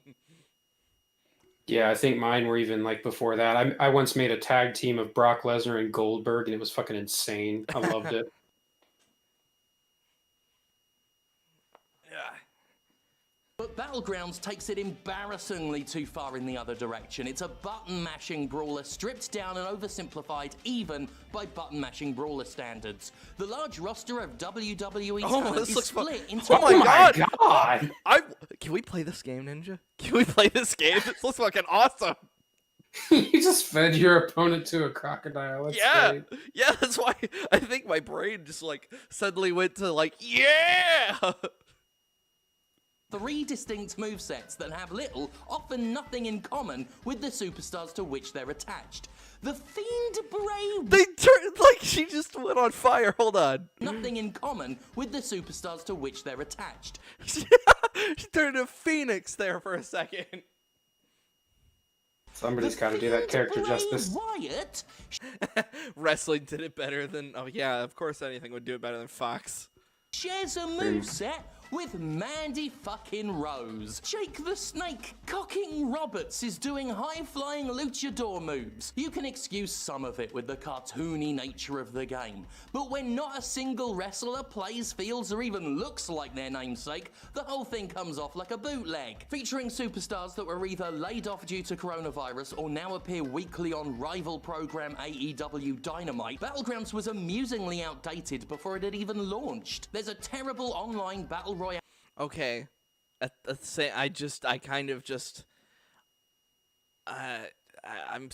shrug. I don't know that much about wrestling anymore that I'm just like, yeah, is The Rock in it? Probably not. I mean, okay. You're talking to somebody who used to be so into it that when I was probably either a freshman or a sophomore in high school, but I went on to, this was back when WWE had its own shop online, and I bought like not only a John Cena shirt, but like the little wrist cuffs and the fucking necklace and the belt and the headband. Dude, I was decked out. It was great. And then I remembered cringe is a thing, and I stopped that. I don't know. I was such a casual fan that I was like, I knew the Great Khali, I knew John Cena, I knew. I used to like it when the stories were good. When there was like the Attitude Era and just the arcs of some of the great, But then like most of the modern stories just suck. You don't give a shit. Mm-hmm. It's like they forgot how to tell a decent story. Which makes sense. I mean, just look at Hollywood. Yeah. There are microtransactions because, yeah, and if half the wrestlers weren't wearing clothes with their logos on, you wouldn't even know it was them. There are dozens of subpar WWE mobile... Look at this shit. She's walking towards her while on fucking fire. Yeah, it's fucking like, oh my god, she's on fire. I should probably move. And at least in those games, the wrestlers look like the wrestlers. What the fuck is that? I don't know. I don't know who that is in the first place. So yeah, I got nothing. Like, Jim, like, here's the thing. Say if you went to Backyard, what was it? I think it was the Backyard series, the kids games. if you were to suddenly put like Albert Pujols into backyard baseball, I don't think he'd look like Albert Pujols. He'd probably look super cartoonish, and you probably wouldn't recognize him. It's a style change. It's like when That guy has a really, really unfortunate last name. It's like when it's like when Timmy Turner went to Jimmy Neutron's world. He looked nothing. Like you could see the Yeah, and obviously this is clearly something that was made on a much smaller budget than the typical like WWE 2K game series. So of course, there's going to be some graphical discrepancies. Of course. Amateur Hour. Thoroughly artless shit. Based on a predatory scam of a wrestling promotion, WWE 2K Battlegrounds is about as pleasant as Vincent Kennedy McMahon. Oh, Vince McMahon joke. How much is this Yeah, game? let's take a pot shot at Vince McMahon because reasons. Okay. Okay, I gotta look this up because part of me is just like that game actually looks very fun. WWE Battlegrounds. It's $40. That's shocking. It'll probably continue to go down. I'd wait. Yeah, when this game goes down, we should totally give it a shot. Just to see how funny this would be. Just like throw each other to the crocodile. Minecraft Dungeons! Minecraft Dungeons is okay if you really want to be kind. I mean, unlike some... What was with the face? I don't know. Jim does some weird things sometimes. Yeah, so here's the thing. It's just a Diablo clone. With the I don't Minecraft. even like regular Minecraft. Hot take from both of us. We don't like Minecraft over here. If you forced me to play Minecraft, I feel like I'm that weirdo that's like, I play Minecraft, I'm like, guys, we gotta get a house going. The creepers are coming at any moment, and I'm just like... I play with my kids sometimes, but it's definitely one of those games that's like more of their generation than it is for me, so... I never got into it. The graphics actually like hurt my eyes. I was introduced to it in the worst way possible. Because the friends I was playing with, they were like, you gotta play it modded. We're not gonna teach you anything. Just play. And it's just like, okay. So I got this horrible taste in my mouth, and I never wanted to play it ever again. Some of the games on this list, its a lack of quality didn't offend me. Let's put it that way. I mean, it's still shite. What makes Minecraft Dungeons so criminal is that it's based on a game fueled entirely by imagination, but is about as uninspired and hackneyed as a game gets. Essentially baby's first dungeon crawler, Minecraft Dungeons is so reductive in it. It's almost as if this is a kid's game.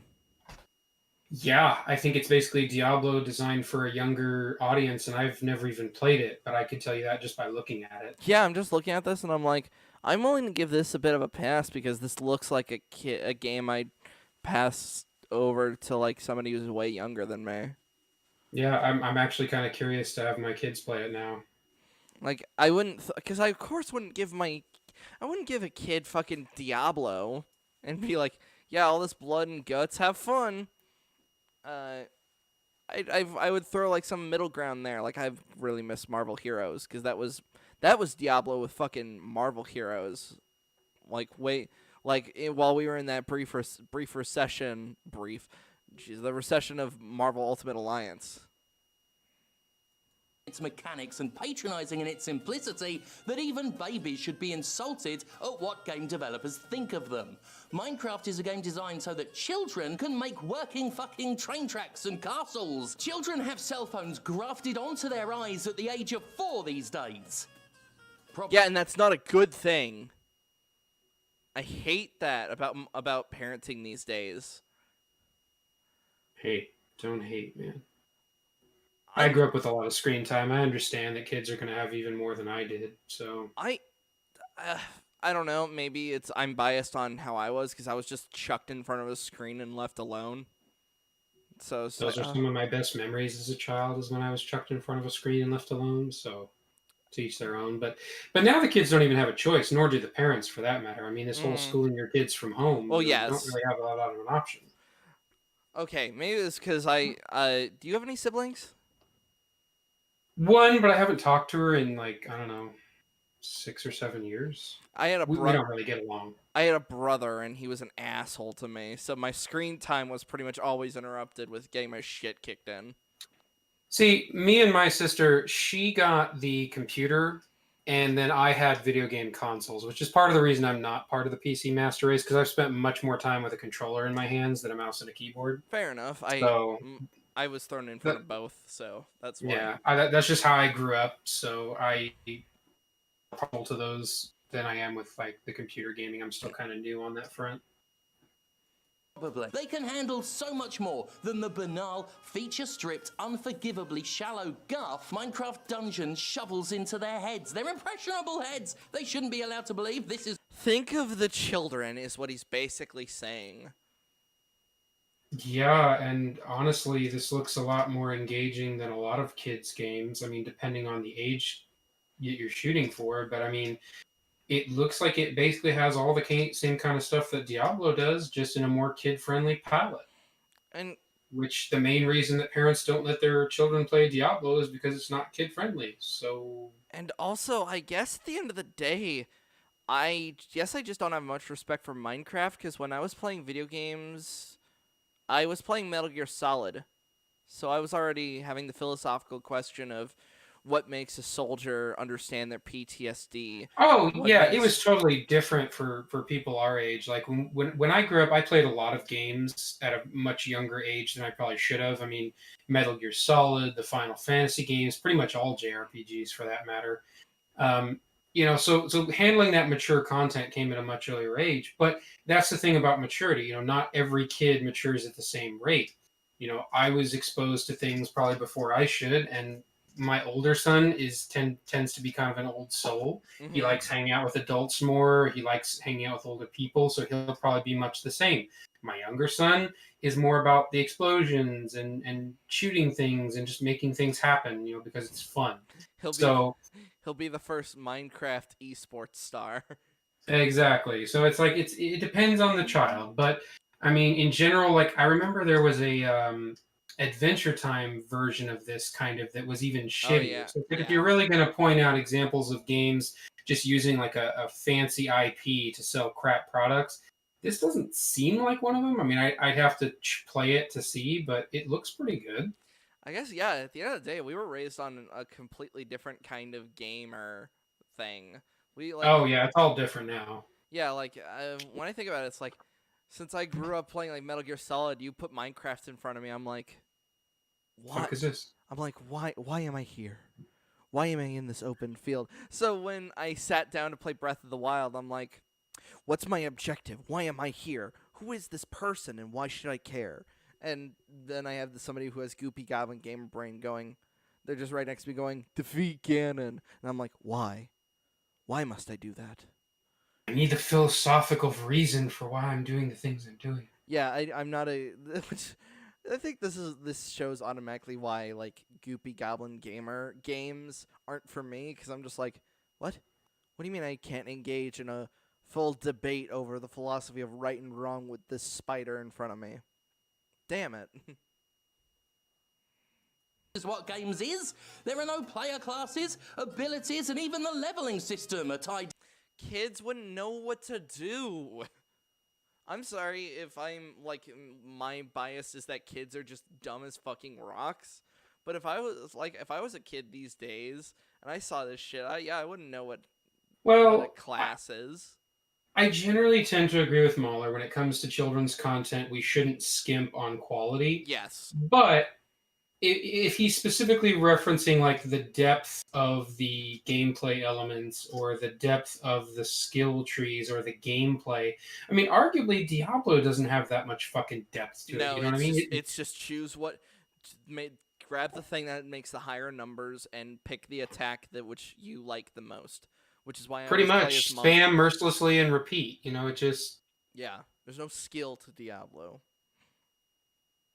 Entirely to weapons that you'll constantly be switching out. Character skill trees, You constantly switch out weapons in Diablo. Fuck off, Tim. Interesting loot drops, character growth, none of it's here. You're just playing Diablo or Torchlight with none of the features that make Diablo, Torchlight, or almost any other dungeon crawler far superior to this. Minecraft Dungeons is a dungeon crawler that's all crawl.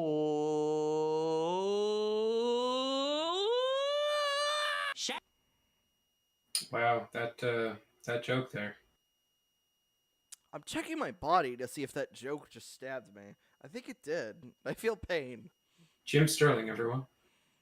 Shadow the Ronin! Revenge to the samurai! Why'd you say it like that? I don't know why he said it like this. Also, I don't know what fucking game this is. Yeah, I've never heard of this game in my life. Jim, this is the lowest hanging fruit. The fruit's even on the ground. Quit it. And I mean, I'm somebody who's constantly looking at games for like my fucking GameFly queue to see what I want to add. So I don't even know what games are coming out this year. Is that Mass Effect one's probably not even coming out for like another 5 years? Oh yeah, no, that they were just teasing the shit out of that. So like I'm thinking about it, it's like, yeah, no, that's coming out. Here another masterpiece from the one, the only, Gilson B. Pontus. Shadow the Ronin, Revenge to the Samurai is the latest bizarrely... Gilson B. Pontus. Why do I recognize that? That's the guy who tried to sue Jim, wasn't it? I have no idea. Gilson B. Pontus.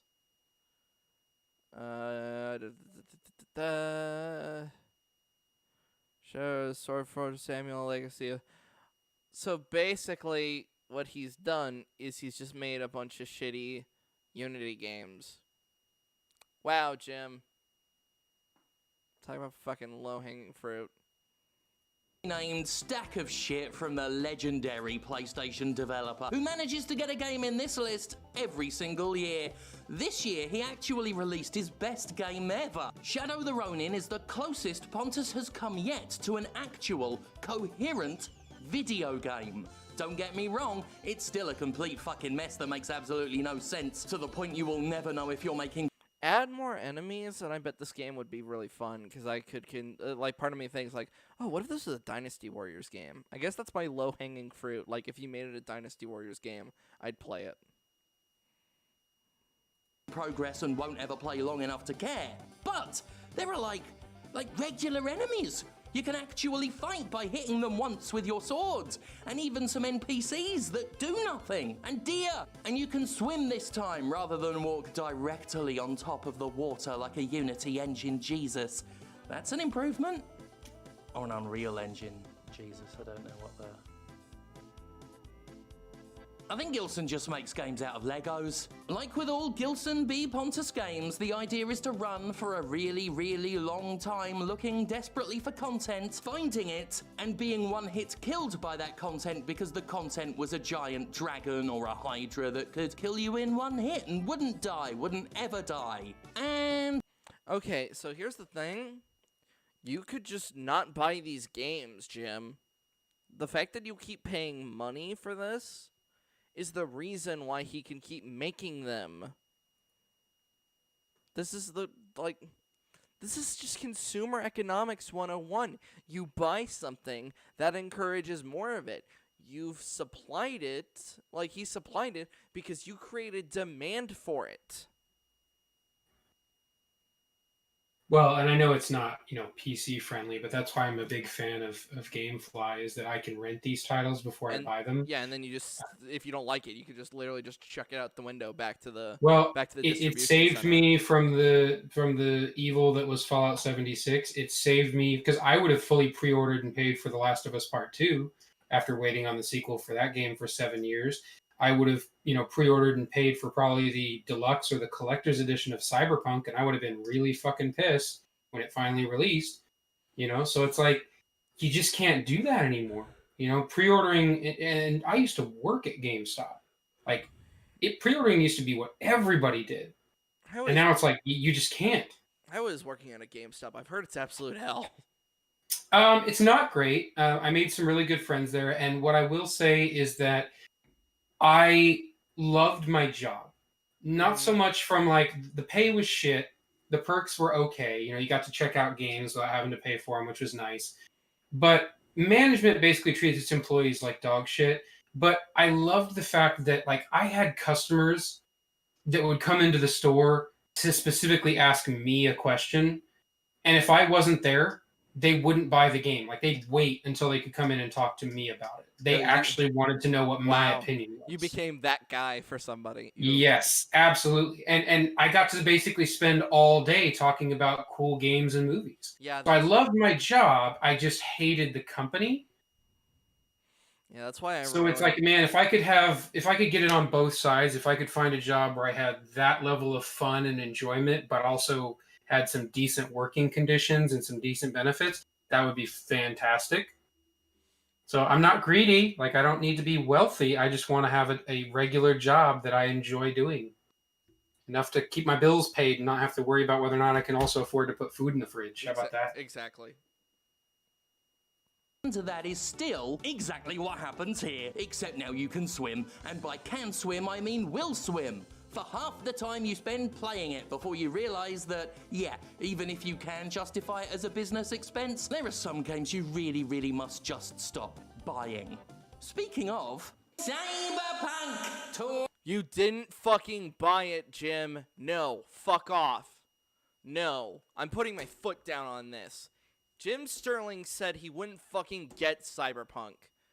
And he said he wouldn't touch it. Didn't he say he wasn't even going to review it at all? Yeah, he said he's not going to touch it. And yet, here it fucking is. A game... Oh my fucking god. No, I'm pissed now. Fuck you, Jim. 2077! Cyberpunk 2077 is on this list because it has to be. I made no secret of the... That's not an excuse, Jim. No, let's hear him out. Let's hear his reasoning. It's gonna be shit, but let's hear it. In fact, I'm so tired of CD Projekt Red's remorseless bullshit that I lost all interest in buying, playing, and critiquing Cyberpunk. But you can't not put a game sold so fucking dishonestly on the list of the shittiest video games of 2020. You just can't. You can, and you should. You should not have it be on your list because you didn't play it. My thing is, he talks about like the crunch of the CD Projekt Red employees, but I guarantee you Last of Us 2 is not on this fucking list. Yeah, that's why I'm so angry. Like, this may be... Yeah, this may be... And that's what I'm talking about, like with the smugness and the, him being disingenuous rather than like Young Defiant is just a fucking asshole. But Jim is just dishonest. It's like, dude, I'm all for saying, hey, it's bad that companies treat their employees like this. That's fine. But if you're going to take that stance, then you have to take that stance consistently, and clearly you don't. And also, I'm gonna just say it. What makes like the difference between like the CD Projekt Red crunch versus like the Naughty Dog crunch? The problem was more the fact that CD Projekt Red was compensating its workers. They had mandatory overtime pay. They are getting compensated for their work. Meanwhile, in America, with fucking Naughty Dog, they were only promised bonuses. Working their asses off. Delaying No, the game. I definitely agree with that. Although I think the idea that any company can make overtime mandatory is kind of shitty. Yes, But at least they did compensate them appropriately, at CD Projekt Red. Yes, like what I'm saying includes a shit ton of asterisks. I should include that. But the main thing is like at least everybody at CD Projekt Red was compensated. Right. One thing I have seen a company do is the idea of incentivizing overtime. I worked at a call center, and like if you wanted to work a big product launch, where you had to come in at like midnight, they would give you your normal pay plus like an extra $50 an hour. And those spots would fill up relatively quickly because that's some serious money. You could work for like 8 hours and make, a nice $2,000 or $3,000 paycheck. It was great. Dude, I worked at a Starbucks. Working on the 4th of July or Christmas was a fucking dream come true. Presenting the PS4 and Xbox One versions of the game, CDPR had critics only look at the superior PC version and placed harsh limits on what reviews could show. Okay, yes, that's scumming. Yeah, too. I agree. That was pretty shitty. Okay. What is your opinion on the fact that Cyberpunk doesn't function on like a 7 to 8 year old console? Well, I specifically made my computer for Cyberpunk once I realized that my computer wasn't up to spec. But here's the thing. And while you can argue that they put specs out earlier, whatever, and there were certainly people who designed their rigs accordingly, I get all of that. But that's really unreasonable that you should have to do that. Yes, I And understand that as here's well. my issue is that yeah, they're 7 to 8 year old consoles. They're obviously not going to be doing capable of doing everything. But if you know that and you're not wanting to design the game for that, then they should have said, hey, this is going to be PC and like PS5 or Xbox, whatever the fuck it's called. Phoenix, I think is what As from Real versus Babyface calls it, the Xbox Phoenix. The next gen consoles. Say, hey, Yeah. we wanted to release it on the original consoles, But it but just we can't just handle it. can't handle it. And I think people would have been disappointed by that, but I think they would have understood. Exactly. I feel like But they would have needed to say that a long fucking time ago. Yes, like a lot of this is also based on timing. Like a part of me feels like I wouldn't be mad like at this whole situation if it was just PC exclusive. The people that can fucking modify their shit. The problem with like releasing it on these 8-year-old consoles is they're stuck with the PS4. The PS4 can't be changed. But even the PS5 and Xbox copies of the game aren't running good. Yeah. So that's the issue. Is those are like the next gen console. So if they can't handle it, it's like what the fuck. Yeah. But all of that isn't blamed on just the console. I mean, the game itself is buggy as shit. That's not the console doing that or the PC doing that. That's just the fucking game. Yes. I wanted to love Cyberpunk. I was looking forward to this game for so fucking long. I was very disappointed. I'm only like taking a break from Cyberpunk right now because a lot of the missions right now just kind of include you to just sit there and wait. Like it's a wait till this person calls you, do other stuff in the meantime. I'm like, I've kind of done everything because I was really grinding so I could get the enhancements I wanted really early. So I feel like I've fucked myself for this like waiting time. I'm like, I've got like super good guns and enhancements. It's like now just sit on your ass and wait. What? Leadership knew that the last gen versions were awful and yet kept telling us that they were surprisingly good. In the face of many controversies and allegations over the years, CDPR has complacently skated by on its reputation as the good guy video game company. Yeah, because they earned that. Like they did earn that reputation, and I think that they've also earned the damage that has come to that reputation. Yes, like they're like, I'm just saying, like a lot of people are giving it shit like, oh, they were supposed to be the good guys. Like they kind of earned it for that time being. Yeah, no, they were the good guys, and that's part of what makes this fall from grace so upsetting. Like if they were already questionably shitty, like that's the reason that everybody wasn't super shocked with Bethesda and Fallout 76. We all knew. I mean, shit. Yeah, we all knew that was going to be shit. I mean, Bethesda being, shitty and releasing buggy games was a fucking meme before that game Todd ever launched. Howard even acknowledged it. Exactly. So it's like they had this status as being kind of a hit and miss developer, but CDPR was at that golden mark. Everybody was expecting them to deliver because up till now they hadn't really ever disappointed. Beloved by customers and adored by the media. I still don't know what that quick hack is to make somebody kill themselves. Oh, I have no idea. Bye, Ton. Meanwhile, it continued to overwork its staff with crunch and toxic office conditions, even while telling interviewers it was cutting that shit out. Maybe certain game studios should drop the rockstar attitude. So it was that one of the most overhyped and overpromised games of all time became a laughingstock for at least a week, as it was shown to be a bug-ridden piece of utter shit. Even the flawless PC version had a major glitch that could ruin your save files. Yes, that one actually is. I will not hold back from that one.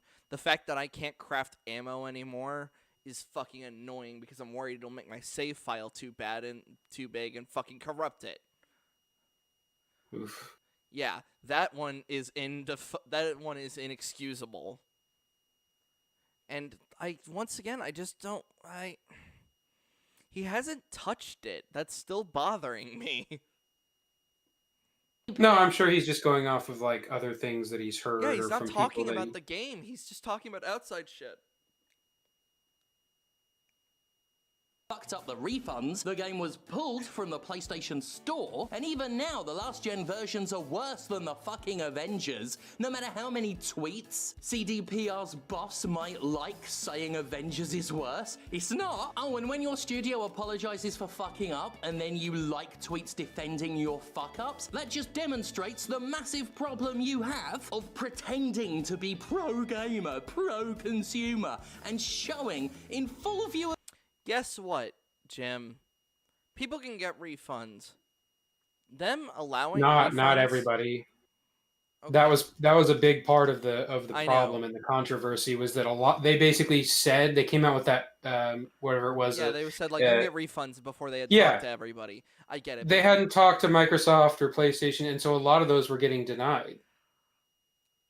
But here's the thing. After all that, now that they're finally able to get them through, they can do that consumer thing and not have to fucking play the game. They can get it refunded, or they could just simply not buy it. If you're really pro-consumer, beg people to get a refund then, Jim. You're somebody that fucking, you're supposedly pro-consumer, and yet you're constantly bugging, like, that stores should just, like, censor their products. You're constantly bugging that Steam needs quality control so it wouldn't have games like AIDS Simulator and Gay World. Like, and, the fucking hypocrite. No matter what, Jim Sterling's a fucking hypocrite. Of everyone that your populism is insincere vomit. Cyberpunk 2077 was made with lies and sold on a lie by liars. It gave people seizures at launch and inspired an army of... Okay. Have you heard about this? The seizure thing?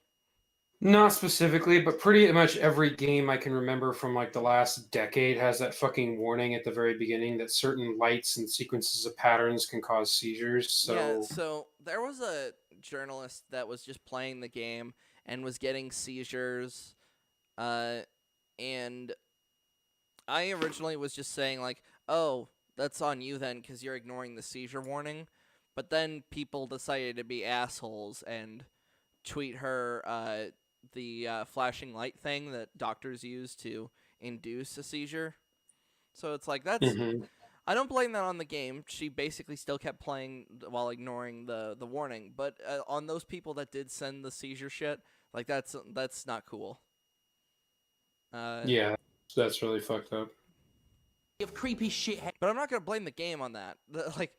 Like, it's like, it gave somebody seizures, and that's assault. It's like... Well, the closest thing that I've heard about it was they were talking about the initial sequence when you're learning about the brain dance thing. Yeah. And I guess that specific sequence of lights is very similar to the tool that they use to induce a seizure. Mm-hmm. So it's like, if you guys, maybe if you're trying to set up, something, you shouldn't use that as your basis. Because you could actually give people seizures without intentionally trying to. Mm-hmm. Heads to attack and in some cases assault anybody with a bad word to say about it, while CDPR did nothing to step in and stop the chaos. CDPR showed its true neon piss colours with Cyberpunk 2077, revealing just another AAA-brained ghoul. One that avoids being seen as such simply because it knows how to pander and virtue signal its gamer cred to the gamers because they're such gamers. How about the fact that it didn't have identity politics every 24 fucking seconds?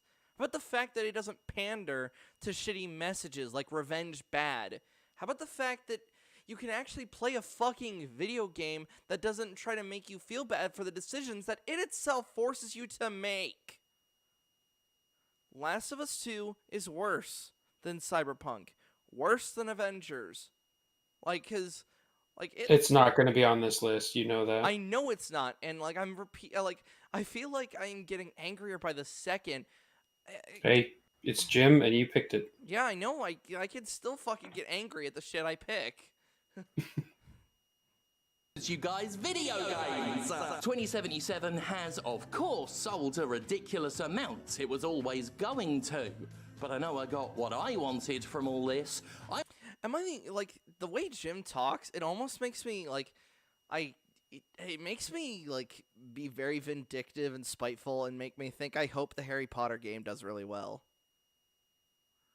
Well, is that another one that's on his shit list? Yeah, because of all the turf stuff with J.K. Rowling. I'm like, please, Harry Potter game, do well, please.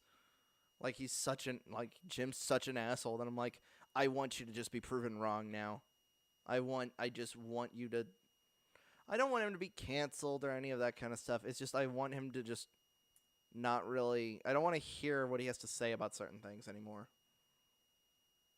I wanted you all to see what CDPR was. Underneath its consumer mask, just another corpo. I wanted everyone who expected Don't use cyberpunk lingo, Jim.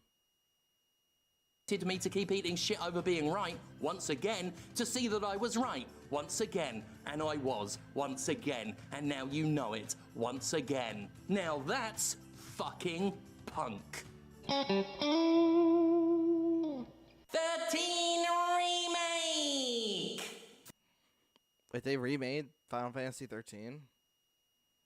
What? I don't think it's Final Fantasy. I don't know what the fuck he's talking about. 13 was an absolute goddamn classic. Oh, sorry. When I think 13 and it's spelled out like that, it made me think Final Fantasy 13. Yeah, I don't know. I'm not familiar with this game at all. When it first arrived in 2003, with its cel-shaded look, methodical first-person action, and comic book thriller story, one can't say it was forgettable, unless you're the geniuses who remade the game and apparently had no fucking memory of what it used to look like, or that it was a good game. The visual style, for which 13 was most famous, has been stripped out and replaced with vaguely stylized characters and He's saying like it's famous, but we neither of us know what he's fucking talking about. Yeah, I got nothing. I mean, you know, whatever. Yeah. Can look and see what his next video is that he brings up, or his next game. Meanwhile, sound effects and animations have not been replaced, and as a result, do not sound or look like they belong in this game. Once again, artistic cohesion is a shitting important thing, folks. The gameplay itself is largely the same, except in 2020 it feels super old and sluggish. This means that instead of trying to improve 13 in any tangible way, the developers looked at 13's art style and thought, that was the one thing that needed changing. How do you manage to actually be that fucking stupid? And really, it's hard to make the case against incompetence when the remake is also a notoriously buggy, broken, leaky bag of dumpster juice. So, that's the thing. This is a remaster. Okay, a remake. Yeah, it's a bad example of a remake. If this was a remaster, it'd be fine because Shadow of the Colossus was a remaster, just updated the graphics, but but he's saying they basically changed the entire graphic scheme altogether, which is different than like a remake or a remaster. Right. Old-fashioned at best, never updated where it counts. Ugly and objectively worse than the 2003 original. Dissection! Oh, yeah, you don't know what this one is, but trust me, it's fucking crap. Why is it on this list, Jim? Deadly Premonition 2! That was the joke. You don't know what it is, but it's bad. It's like, okay. When Deadly Premonition 2 was first announced, you couldn't find a happier little cum juggler than myself. The original Deadly Premonition is one of my favourite games of all time, and more to that, it's a special game with an intrinsic link to my career. Swery65 credits my original review with giving Deadly Premonition a majority of its cult status, and after Deadly Premonition 2 was announced, I was even informed by those working on it that I was the reason it could ever have happened. Maybe they were just blowing smoke up my arse. They probably were. But if it's true on any level, then I only have one thing to say. I'm sorry. I'm fucking sorry. If the migraine-inducing, tone-deaf, frankly arrogant Deadly Premonition 2 is in any way my fault. The tragedy of DP2 is that within it beats the earnest heart that made the original so endearing. There is a lot to love here for anybody who got into Deadly Premonition's bizarre horror comedy style. Agent Francis York Morgan is still awkwardly charming, the endless references to classic movies and strange non sequitur dialogue can be as hilariously strange as anything elsewhere is done. It also has a frame rate so bad that even post-patching, it's actually physically painful to look at. As well as that, it was straight up unstable, elements didn't work right at all, and it was both racist and transphobic. And God damn it. Trigger. So, did you ever play the original Deadly Premonition? Oh. It's pretty good. Resident Evil 4 style gameplay, but its story and its homage to Twin Peaks is what makes you keep playing. That's about it. So the thing is, like, when he says, like, Francis York Morgan is still kooky and wacky, I'm like, yeah, okay, so I'm sold. Because guess what? Never interested in the gameplay of Deadly Premonition. I'm playing it now on my Switch, not Deadly Premonition 2, but the first one. And yeah, it still controls like a piece of shit. Yeah, there are certain games that are good not because of their gameplay, but because of the story. Yeah. not in the insidious offhand way that many video games are. This is actual, whoa, what did Grandad just say level shit? Between York's comedy, accents, and the ghastly treatment of the game's trans character, Deadly Premonition 2 becomes simply too uncomfortable to enjoy after a while, a fact made worse by the director's continued lack of understanding. Seeming to misunderstand why the first Deadly Premonition was beloved, Sweary's retweets of complaints and failure to adequately address the content reeks of someone who thinks the first game was good because it was shit. That anybody complaining about the game is because it was shit. Deadly Premonition's gameplay is awful. It became, like, it's a room combined... Okay, think of an homage of Twin Peaks, but it's run like The Room.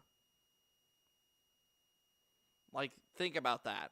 That's Deadly Premonition. It sounds pretty cringe to me. But I've never played it, so I don't really have a lot that I can weigh in on it specifically. Well, it's uniquely charming, just like Twin Peaks. That's the thing. Twin Peaks, I would need to rewatch it, but I would say part of its humor was its sort of cringe-like pacing when it came to its dialogue. Is only justifying its existence because Deadly Premonition was shit, so anybody saying the sequel is shit must be praising it. No. The first Deadly Premonition was this incredible balance of shitty elements that came together to create something so baffling and entertaining, it became strangely perfect. Deadly Premonition 2 is just a badly made video game that is horrible to play. It's actual shit. It is in fact what I feared a Deadly Premonition 2 would be. The same thing that happens when Tommy Wiseau has ever tried to make a movie after The Room. It's a creator who got famous for something crappy, thinking the crap is all that you need. Earlier this year, Swery65 said that he was going to address and fix... I don't know, I'm looking forward to Big Shark. We're gonna have to, you know how fucking EFAP movies and all that stuff, I'm like, I think our first Y.A.R.P movie would be fucking the Big Shark. Oh, I can't wait. It's going to be great. This transphobic material in the game. This of course upset a certain subset of hardcore gamers who pretend that they're anti-censorship but actually want many games changed to suit them. They just don't like it when games are changed to be less harmful to marginalized people. And defending Sweary's decision to do this, I said that it's exactly what these anti-censorship hardcore gamers claim to want. This was the game's director saying he wanted the game to be a certain way and he was unhappy that it hadn't come across that way and he was going to change it. And it turns out Swery was talking bollocks. Swery was told that presenting yet another sexually maladjusted trans villain in his work, complete with misgendering and dead naming, was really fucked up. I would just take the hot take sort of stance that most of the people advocating for censorship in games and movies and media in general, those are the people like, you know, the trans folks. Yeah.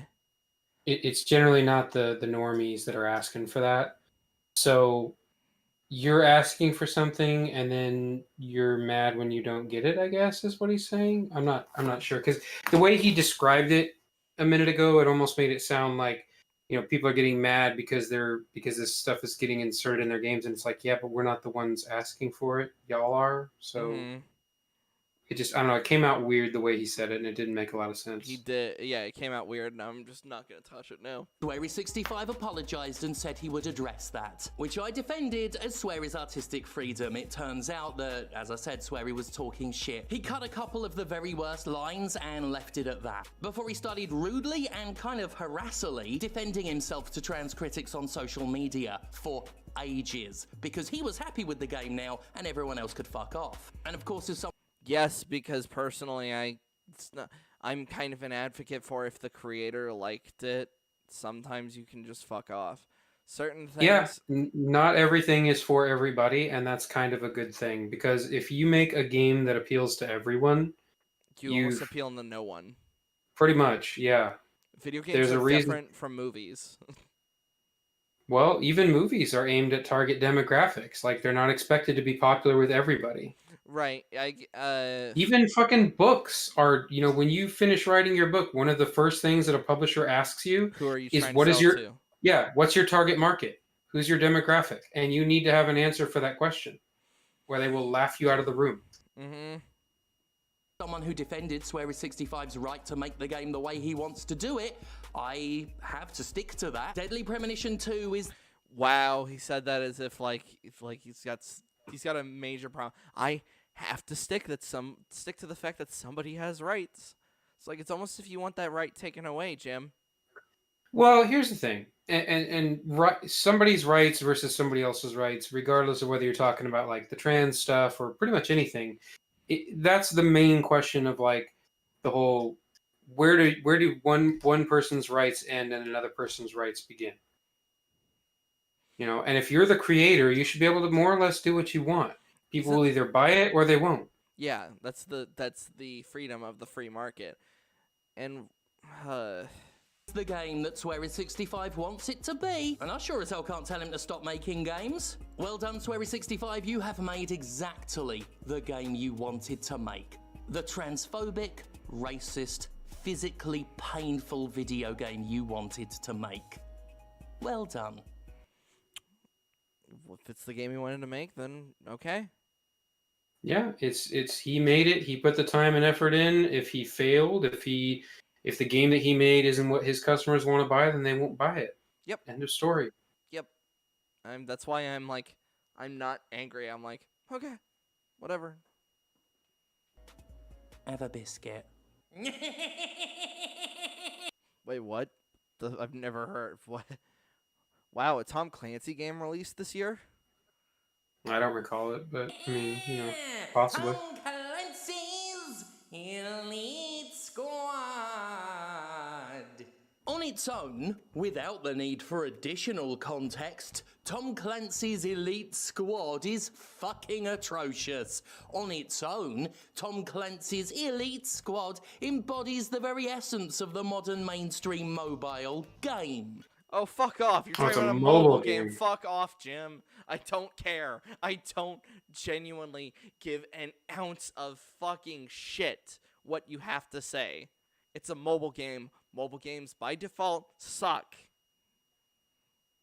It's a game. It's why if Raid Shadow Legends ever wanted to sponsor this podcast, my first, second, and final word would be fuck right off. In the way Pogs were a game. Sure, there are mechanics attached, but the actual purpose of the product is to keep selling random items. The modern mobile gacha game has become streamlined to the point where they all play pretty much the same, though play truly is a generous term, like Raid Shadow. Who the fuck are these people? I know most of this is Siege, but who the fuck is this guy? Legends or that I know that's Rook. That's not. Well, I think there's different. It's a combination of different Tom Clancy properties, because that one with the eye patch was Fei Lao or whatever from. Oh, I thought this was just Siege people. Okay, never mind. Nope. That I think it's a combination of all the Tom Clancy properties, and that's why they sell it as a mobile game. Because it's like gotta collect Yeah. them all. I was about to be so excited. It's like, so you tell, like, cause I of course recognize the Mistress of Death and also my fucking favorite person ever. Fucking Marvel Strike Force. There's no real thought behind the elite Stasi. You just pick and train a bunch of characters until your squad's power level is higher than the level Whoa, of the whoa, mission you're whoa. on. Hey Sam. Not only did he attack Raid Shadow Legends, but he attacked Marvel Strike Force. What an asshole. Force. There's no real thought behind the elite Stasi. You just pick and train a bunch of characters until your squad's power level is higher than the level of the mission you're on. Then let them fight. Yeah, that's a fucking mobile game. Why are you so fucking angry about this, Jim? You don't like it, don't play it. It's a mobile game. Play an actual video game then. Yeah, they're literally meant to be time wasters. Like I actually play Marvel Strike Force, but I don't spend money on it. I used to play that Star Wars one, Galaxy Oh, Heroes. yeah, Galaxy Heroes I used to as well until it got really fucking grindy. Yeah, until they like basically kept shoving in your face like buy. And I'm like, okay, no, fuck off. I might play this one just a little bit, just to see what it would take to get Sam Fisher, because he's my favorite Ubisoft property. I think what bothers me is the Fortnite style graphics. Yeah, that's kind of grating on me too. Like that would be my biggest complaint. Tom Clancy is known for being that realistic, kind of gritty, so I think the cartoon element just throws it off. Automatically, while occasionally pressing a couple buttons to issue cooldown attacks. Oh, fingers crossed, I hope we start seeing this more in so-called AAA video games as well. We won't, because this isn't a fucking game. I love to see video games. I mean, I'm willing to say that mobile games are video games, like by definition, but they're definitely not held to the same standard. They certainly don't have the same level of quality. I guess, yes, they are technically video games. I'm just not going to criticize them I in just the don't same way, because... Yeah, I don't... Like, people that exclusively play mobile games typically don't identify themselves as a gamer. Like, all the women out there who played, like, Candy Crush didn't go around telling people they were gamers. Yeah, and if they did, I'd be like, you're not. Lines to the point where they cut out the gameplay really demonstrates the priority. It's a mobile game. I wouldn't like. There's a whole genre of mobile games called idle RPGs, where you get credited for not actively playing them. Or clicker games. They're literally just touch your fucking screen over and over. Yeah, it's not. You can't make the same complaints about a regular game that you can a mobile game. It's just, it doesn't work. And yes, generally they're trash. Mm-hmm. The people who made it. It literally exists to be spent on. That's all it's there for. It exists so that you spend Hey, on look, Sam it. Fisher. Yeah. Ooh, I actually got her name right. I'm proud of myself. What's your favorite Ubisoft Tom Clancy thing? I love Splinter Cell, and I wish they'd make more of them. I really liked the old Splinter Cell. I would say from a modern take, I liked The Division. I was really disappointed in kind of the grindiness and the repetitiveness of it, but I liked the concept. Yeah, the concept was really good of Division 1 and a little bit of 2. The gameplay just became repetitive as all hell. Yeah, it really did. They just play themselves so they can hurry you along to the important bit, which is, well, gambling. And that's the only reason these games fucking work, is because they're exploitative and Do you consider loot boxes to be gambling? Yeah, absolutely. Okay, thank you. I remember now, a lot of these games will give you free loot boxes, so it's not like you have to buy. I mean, they certainly incentivize you to buy, but like, for example, Marvel Strike Force is, there's tons of shit you can spend money on in the game, but you can absolutely be a free-to-play player and be really good. Yeah, and also just, like it You could also just grind the special events. I have MCU Captain Marvel, and like I just did that because I played the Captain Marvel event, and Yeah, she's like it's broken now. yeah, it's really not, difficult to play those games and not spend money. I mean, clearly if you're somebody who has like a gambling problem or is prone to spending money, or if you're just one of the fucking whales that keeps these games around because you spend money every time it comes up, then that's between you and your wallet and anyone else involved in your wallet, But I Yeah. mean, it's I not a requirement of the game. It's not like pay money to progress further. You don't have to. I've been yeah. playing that game for years, and it's like, would I be a lot further if I spent money? Absolutely. But I can hold my own against most of the players, even some of the ones that spend money, because I've just grinded the shit out of stuff. I forgot. Is Strike Force the actual like game, or is Strike Force the is that the basically It's the the fighting turn. game? It's the turn-based. Oh, okay. They call them squad RPGs, but like you can have 5 people on a team, and then you're fighting the computer, or you're fighting another player. What's the one I play? I currently don't have it installed on my phone anymore. Marvel. There was Conquest of Champions. There was one that was like a fighter, almost like Mortal Kombat, but it was like, That's con- Future Fight. I play Future yeah, Fight because it's basically just playing a mini version of Ultimate Alliance. yeah, I don't really like Contest of Champions because there's not really there's kind of a game. You gotta actually like kind of really do moves and be yeah. kind of tactical, but at the same time, it's all based on like how leveled up your character is, and I'm like, that's kind of As broken. somebody who just grew up on a lot of like, Final Fantasy and JRPGs back in the 90s, Mm-hmm. I kind of enjoy the whole squad turn-based combat Yeah. thing. So those types of games always appeal to me more than, like, I even unironically checked out Raid Shadow Legends when it first came out because I wanted to see what all the hype was about, and it was shit. So I stopped playing it. I really want to play. I really wish they'd make like a mobile version of XCOM, but then I realized I love XCOM, but I also hate it.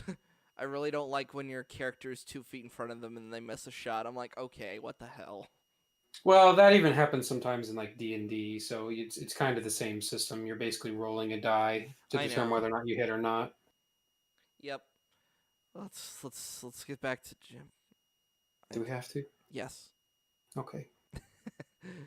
Manipulative and monstrous. And that's it. That's all any of these licensed mobile games are anymore. They're the fucking same thing. They just play themselves until you run out of resources and are forced to either wait or pay money. As with all shitty freemium mobile games, there is an absurd amount of currency to confuse the customer, a sprawling mess of a progression structure, gambling in the form of loot boxes, a simplistic and ugly art style, and practically no fucking Okay, so yes, it's got a bit of an ugly art style, but I think that's more of just a personal thing, subjective. This art style's I'm not really mad at it. I look at it, I'm like, it looks okay. I mean, it's fine for what it is, I guess. Yeah, it just looks like Fortnite, which is a bit of a problem. gameplay. That's the Elite Squad without added context. So then we get to the fact it's an Ubisoft game. Ubisoft, a company for which 2020 should have been a year of roosting chickens, but thanks to a boneless press, violently protective fans, and an executive class that knows marketing will Love it when you bring outside politics into this shit. Yeah, it's Love it, kind of Jim. annoying. Like, I understand that those kind of things are relevant, but you should be able to separate those from the game itself, especially if the game is already bad on its own merits. Like, Yeah, you don't really need to drive that extra point home, yeah, it's but like thanks for pointing it out, I guess. it's like also, what the hell? Watch Dogs, Assassin's Creed. These games should definitely be on there. Oh, dude, Assassin's Creed Valhalla was fucking horrible. I was very disappointed. And thank you for Same thing with and, same thing with Legion. Watch Dogs Legion was really bad. and thank you for saving me from buying that. I was like 2 seconds away from buying it. Yeah, no. Save your money, absolutely. Like it's not good. Yeah, I watched like a tiny little video. It was like of these like stunt martial arts actors, and they showed a little clip of Legion, and it showed a guy doing some kung fu moves. I was like, oh, did they fucking amp up the hand to hand combat? And then turns out that probably is barely a gameplay feature. Drown out any controversy. It's been all but forgotten that Ubisoft spent the better part of 10 years, perhaps longer, Monty, I was like, I knew that wasn't Rook. I was like, Rook's on defense. That's an offensive shield guy. promoting, protecting, covering up, and coddling abusers of all kinds at every level of the company. And this includes many allegations, many of sexual assault. CEO Yves Jouemot was a close friend to some of the executives. I should probably check chat and make sure that the stream hasn't been canceled. If Jim hasn't fucking weaseled his way, okay, no, nothing yet. Because you never know with his music, he might like how we got fucked over with the Christmas special. And some of the very worst predators, but will not come clean about what he knew and allowed. Ubisoft's Human Resources Department actively buried allegations and protected the abusers because they were producing games that made the publisher money. And they were never going to address any of this, ever, until the accusations got too loud to ignore. They were never going to address rape at their company. And even then, they've mostly still ignored it. Those who have been fired for hateful, violent, and otherwise unacceptable behaviour appear to have kept their shares, so continue to directly profit from their association with Ubisoft. In this year, of all years, and all... Yeah, that's shit. Talk about the game. Yeah, it's bad, but I mean... Like, I hate to sound like an asshole when I say that, but them's the breaks. Talk about the game. You're a game thing. This is the top 10 shittiest games, and you're not talking about the game. You want to talk about like top 10 shittiest game companies? Then do that. That's what this may. Also, yeah, we're like 3 minutes in, 3 minutes away from the ending, and yeah, Last of Us 2 wasn't mentioned.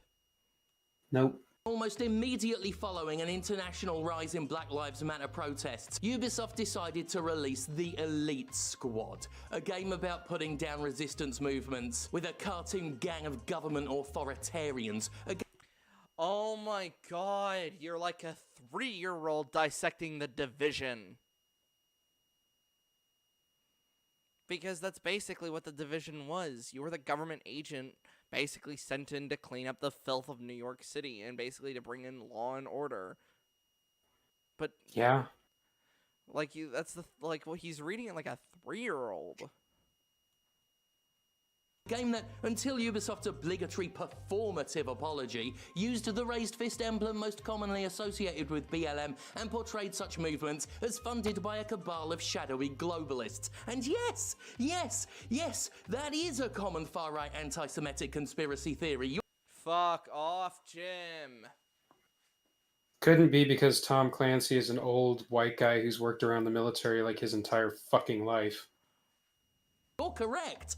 The game was directed by Yves Jouemot's son, by the way, Charlie, and they're lying when they pretend they don't know what they were doing. Ubisoft always pretends it doesn't know what it's doing when it exploits political imagery and then claims it's not political. Ubisoft is rotten. So, here's the thing. When it comes to the apolitical nature of Ubisoft, sometimes it's great, sometimes it's a little odd. Division 2 being so apolitical is very odd considering it took place in DC.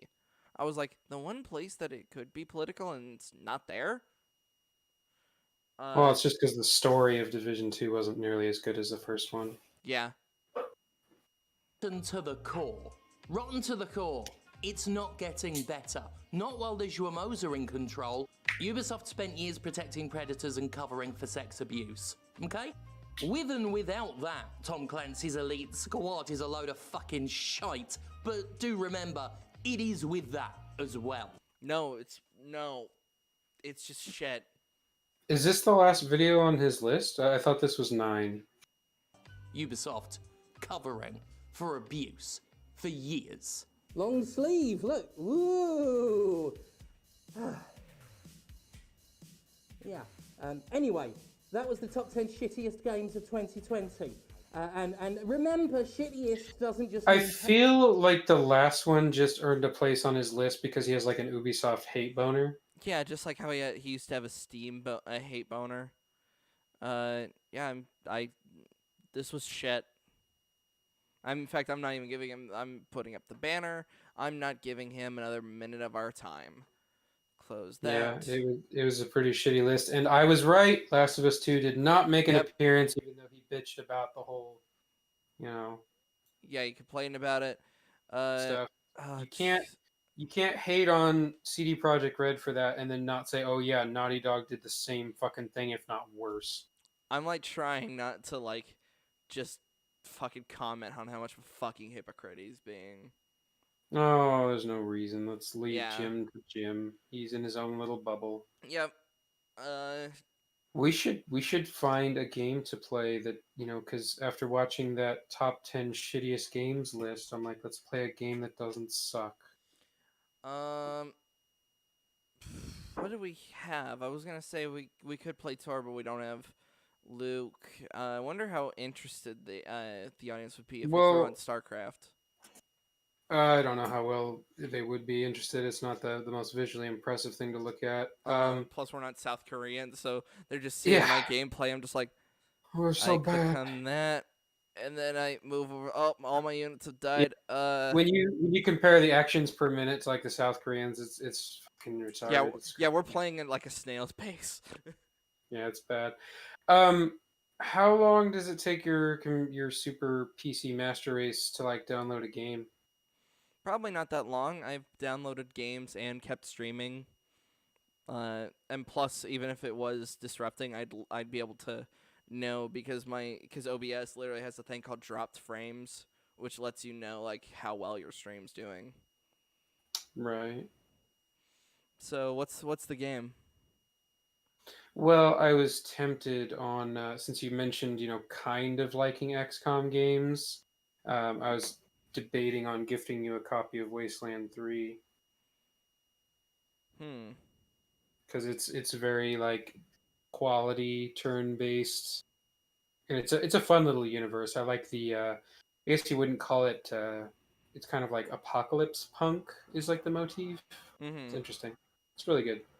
And it has a co-op mode that I haven't really fucked around with, but I've been wanting to. But I would have to buy you a copy of it. Is it still? It's like $60. I. We could probably hold off on that. I don't want you spending that Oh, much I got my money. stimmy. Thought you were gonna use that to buy a PS5, you console Well, now casual. I'm gonna have to use that to buy fucking surgery. So Oh. probably won't end up getting a PS5. But I recently finished paying off my house, which is very satisfying. I'm now Yeah. officially a homeowner. So now instead of having to pay rent every month and lot rent, I just pay lot rent. So That's I, cool. I have extra income that I don't have to spend. It's nice. Maybe you should focus some of that income then on upgrading that computer so you can. Blasphemy. I know I need to at some point. You're I've just like this rig was originally purchased so that my girlfriend could play World of Warcraft. Like that right. was the standards we were using for the rig. So Like what do you have in there right now? If you typed in your little OS search bar, PC info or system info. I was just say I have no idea. I'd have to look. She So would probably know better than I would. it's system information. Yeah, and it tells you what you got in there. So where do I find these? You type it into your little search bar. And tell you what your hardware or hold on, components with that. So I have a search bar. System information. Yeah, hold on. There might be one that's a little bit because that's quite a search thing that I normally do. But let me get system info. That might not system info.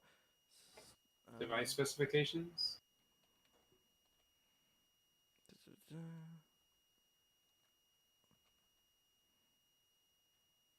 I think so. Your PC. Oh yeah, about your PC might actually, because it's in system settings and it just tells you what's in there. Like I've got an i7 with 3.6 gigahertz. I know I've got a 1660 in my computer. I have for processor, I have an AMD Ryzen 3 1200 quad core processor with 3.10 gigahertz. I have 8 gigabytes of RAM, 64-bit operating system. I don't know what else I would be looking for. Okay, so I know it's out of date. Like I was going to say if you go back to system information, go to components, then display, and it'll show you adapter type. It'll show you like with mine is a GTX 1660. system information, and then you said component types. Components, then under components and then I think not under multimedia, you'll just see display, and then you click on that and it'll tell you what adapter description. Radeon 550 series. Oh, you're one of those people, and by one of those people I mean I don't like dealing with Radeon stuff because it's so unspecific. Okay, Radeon. I mean, we were trying to build the best PC we could on a fairly modest budget. So. Right. And I'm trying to see what... I'm trying to think... Okay, what's it? A Radeon what? 550. Radeon 550.